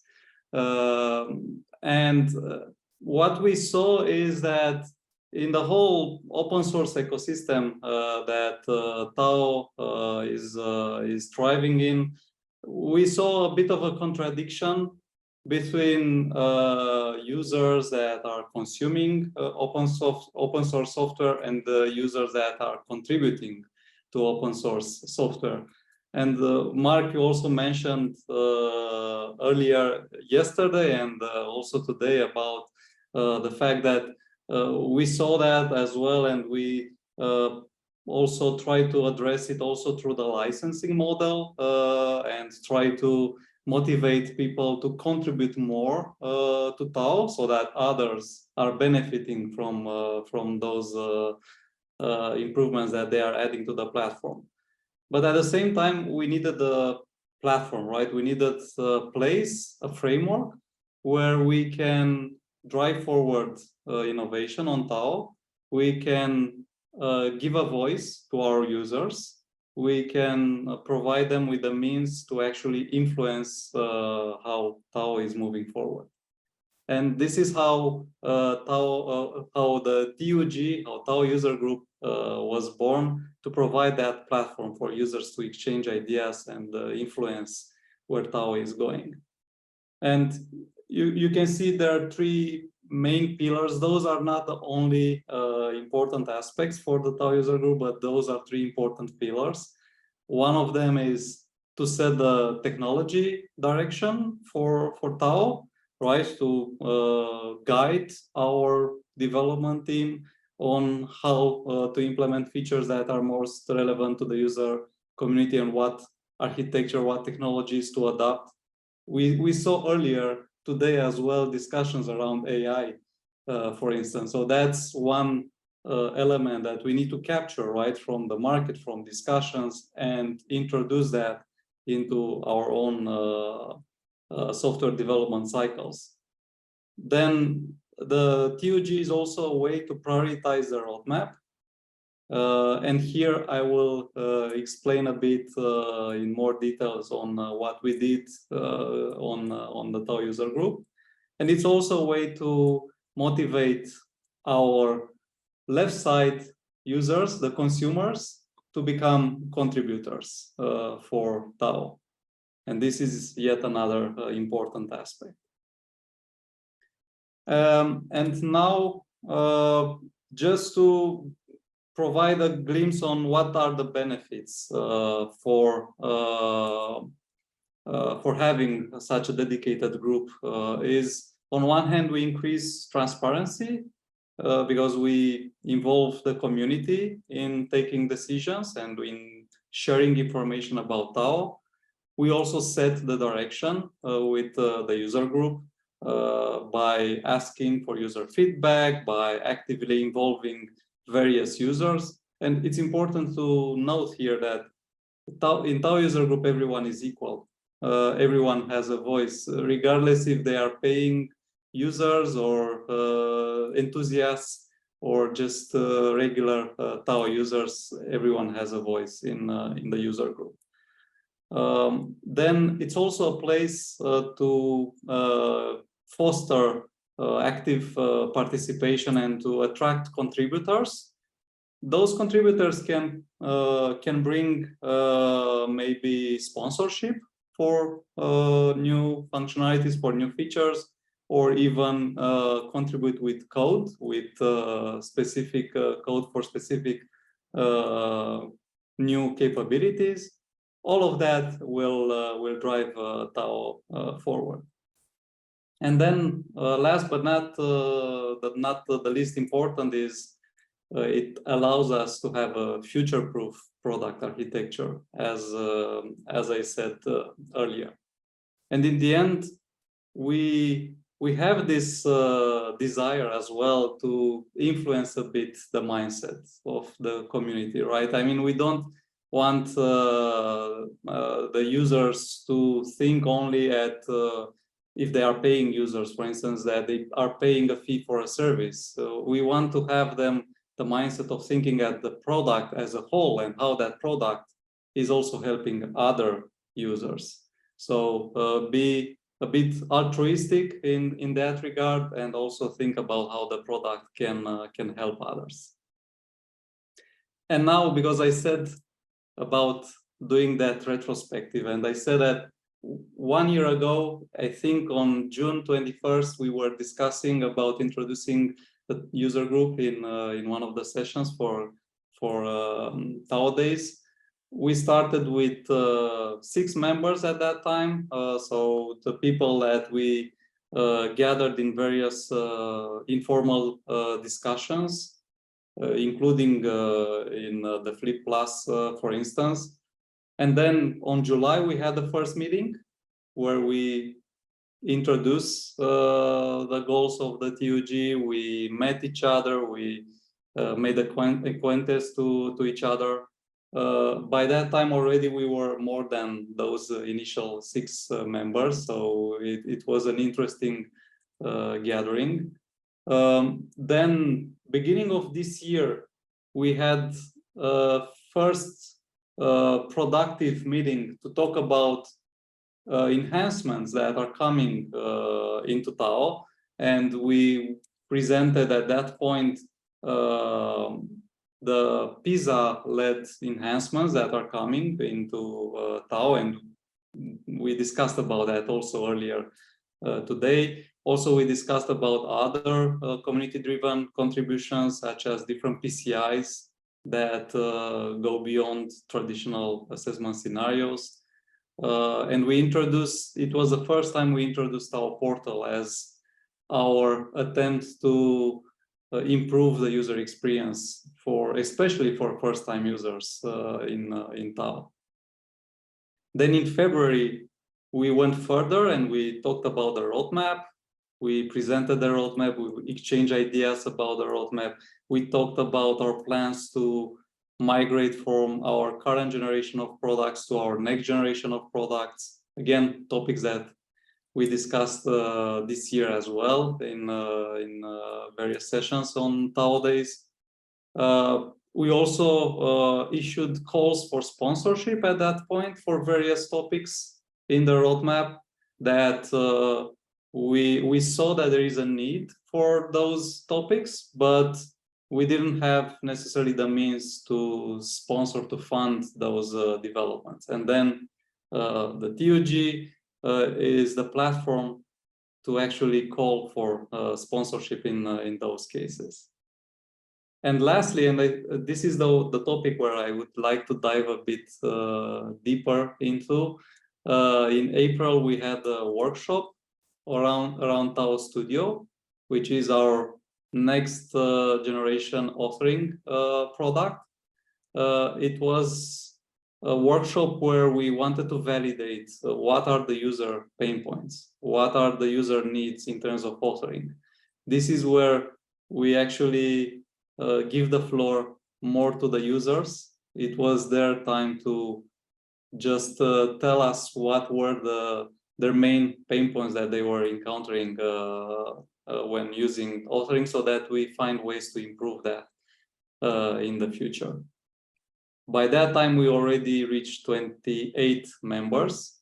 And now we are preparing for the next meeting that will come next month, where we will again talk about TAO Studio roadmap. We will see how we got the feedback into account on developing the roadmap and try to get alignment and agreement on that one.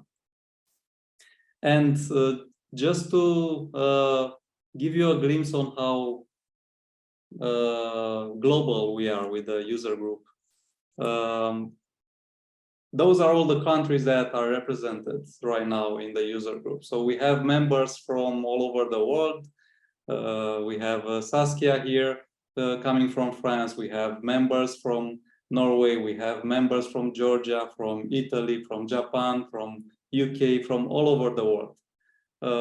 This is the beauty of the TUG, because it brings different perspectives on how online assessment is done in various parts of the world. And you saw also the presentation earlier with how other countries are doing online assessments and assessments in general. But now getting back to what I was hinting at, right? TAO Studio, the workshop for TAO Studio. I want to give you a sneak peek on how we are doing our product definition, how we are doing our product discovery. In April, during that workshop, we started, of course, by first analyzing on our end the pain points and the needs of our users, gathering different gaps that we have identified on the market, gathering different potential improvements that we learned about in the past. And then we wanted to, starting from that, to also provide the means to our users to refine that problem space and improve it. And we have used a whiteboard. I will show you exactly what we did. So we have used a whiteboard in our meeting, which looked like this. It's based on Mural, where we went through different problems that we have identified. We have tried to prioritize them already on must have, should have, could have, so a Moscow scale, if you're familiar with it. And then we try to also add new topics. You see all of those orange boxes here are new topics added by the audience in the TAO user group. We also try to challenge or to refine the priorities, the initial priorities. And you see, we used this thumbs up, thumbs down in the group to see if we get agreement on those topics. As you see, we were lucky enough. So on the must-have problems, that need to be solved, we were pretty much in agreement. Everyone, or most of us, thought that yes, those are the most important things. Then on some of the others, on some of them, we had some discussions going around. So some members saw them more important than others, or less important than others. So this was the platform where we actually took that into account, and it allowed us to then reprioritize some of the things, and also, of course, also learn about some of the new things. And then part of our process, what we did with this information.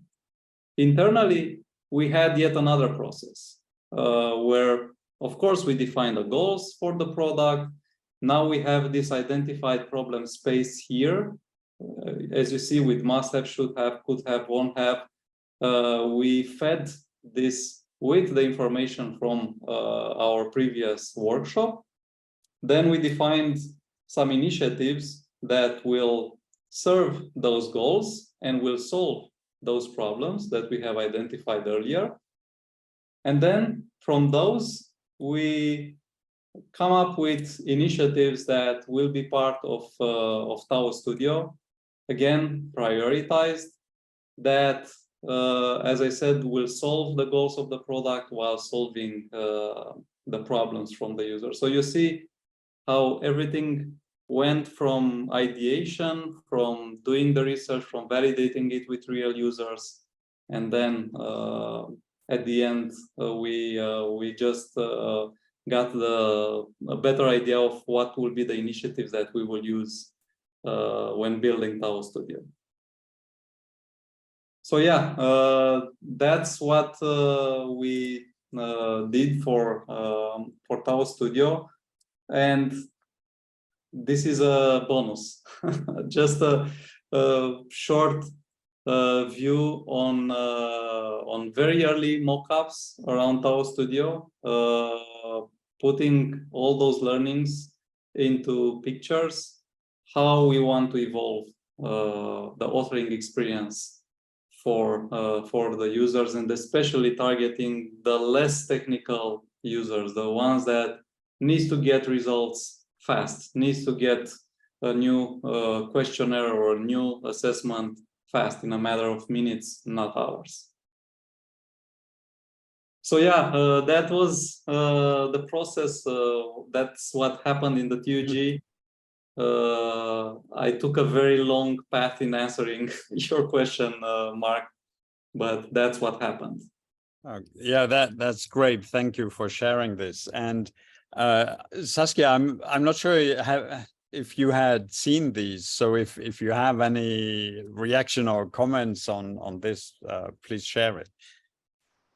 Yeah, just to say great job. And I also wanted to give my experience regarding the workshop. I really enjoyed this. I felt that it was really important for us to having our say, to discuss all those developments, also give our input regarding the prioritization and bring up topics that were not taken aboard or you hadn't thought about. For instance, I'm talking about the PCI. So for us, we are having quite a many of those technology enhanced items in our assessment. So it's important for us to configure items using PCIs in an effective manner. And also what is quite new for us is collecting data from the PCIs, what we call process data, and having a more optimal way of recording those log data or process data. So topics like this. And what I also felt very useful is like discussing with other members, some topics come up that I hadn't even thought about, or some solutions also come up. And I feel that it's a good space also of sharing not only pain points, but also good practices regarding the use of TAO. Great, really great to hear. And So for all of you who've been listening to the presentation, now is the time to get involved. As you know from the first session today, we have a significant monetary contribution that we received from Uchida Yoko, and that is going to particularly TAO Studio, our next generation item authoring and item banking component. So a lot of work was already underway, but now, of course, we're accelerating. And the way for you to make sure your needs get heard and understood is to join the user group. And you can either scan the code here or just send email to TUG, TAO User Group, at taotesting.com with your contact information, and then we'll include you in the next meeting invitations. Indeed, looking forward to have more diverse representation of our users in the TAO User Group. All right. Well, I think that's what we wanted to cover. And there were a few questions while you were presenting. I answered them already, like who can join and how. And so if there are other questions, we're happy to take them.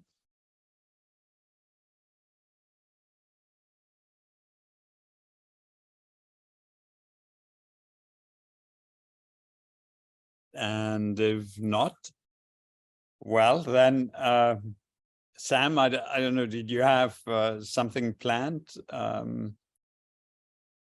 Yeah, so if there are no questions, we can go ahead and start our closing remarks, just kind of wrapping up the rest of the day and, the conference and kind of some key takeaways. Mark, I would love to hear some of your closing thoughts too, for the audience. Yeah, so I think today the focus was on more about education, equity in education. So the presentation from our colleague from Click Learning, and then from the colleagues here at OET about the different projects around the world. That I think is really unique to what we do as a company and as a team, and the role we play in the industry. And I think the best news is that our future is secure. We have a really forward-thinking and very solid shareholder now of the company. And so we have lots of things that we're going to be doing over the next years. And open source, we reconfirmed it. It's really crucial to our mission. Also because the work we're doing in UNESCO and some of these projects wouldn't really be possible to do that with proprietary code. So we're really pleased about what we have accomplished. Thanks to all of you, our users, our customers, and all our colleagues at OET and partner organizations. We couldn't have done it without you. And so that's just what I want to share, and looking forward to continuing this great journey with all of you. Yeah, and as Mark mentioned before, now is the time to get involved. So we would love to have your participation in the TAO user group. We saw some presentations today where we were able to kind of bridge that gap and introduce technology even under challenging situations. So digital assessment definitely is the future for education. And again, I want to reiterate Mark's message of thanks to our audience, to all of our speakers today, and to the community. We've created this event for you and for our open source community, and we really just want to make sure that we're always supporting you and pushing things forward. Awesome. And with that, Yeah, and with that, I think we'll conclude TAO Days for this year. It's been an excellent 2 days of sessions. Any questions, follow-up questions, please feel free to email us. You can reach out to us at, sorry, I have a slide that I can put up actually.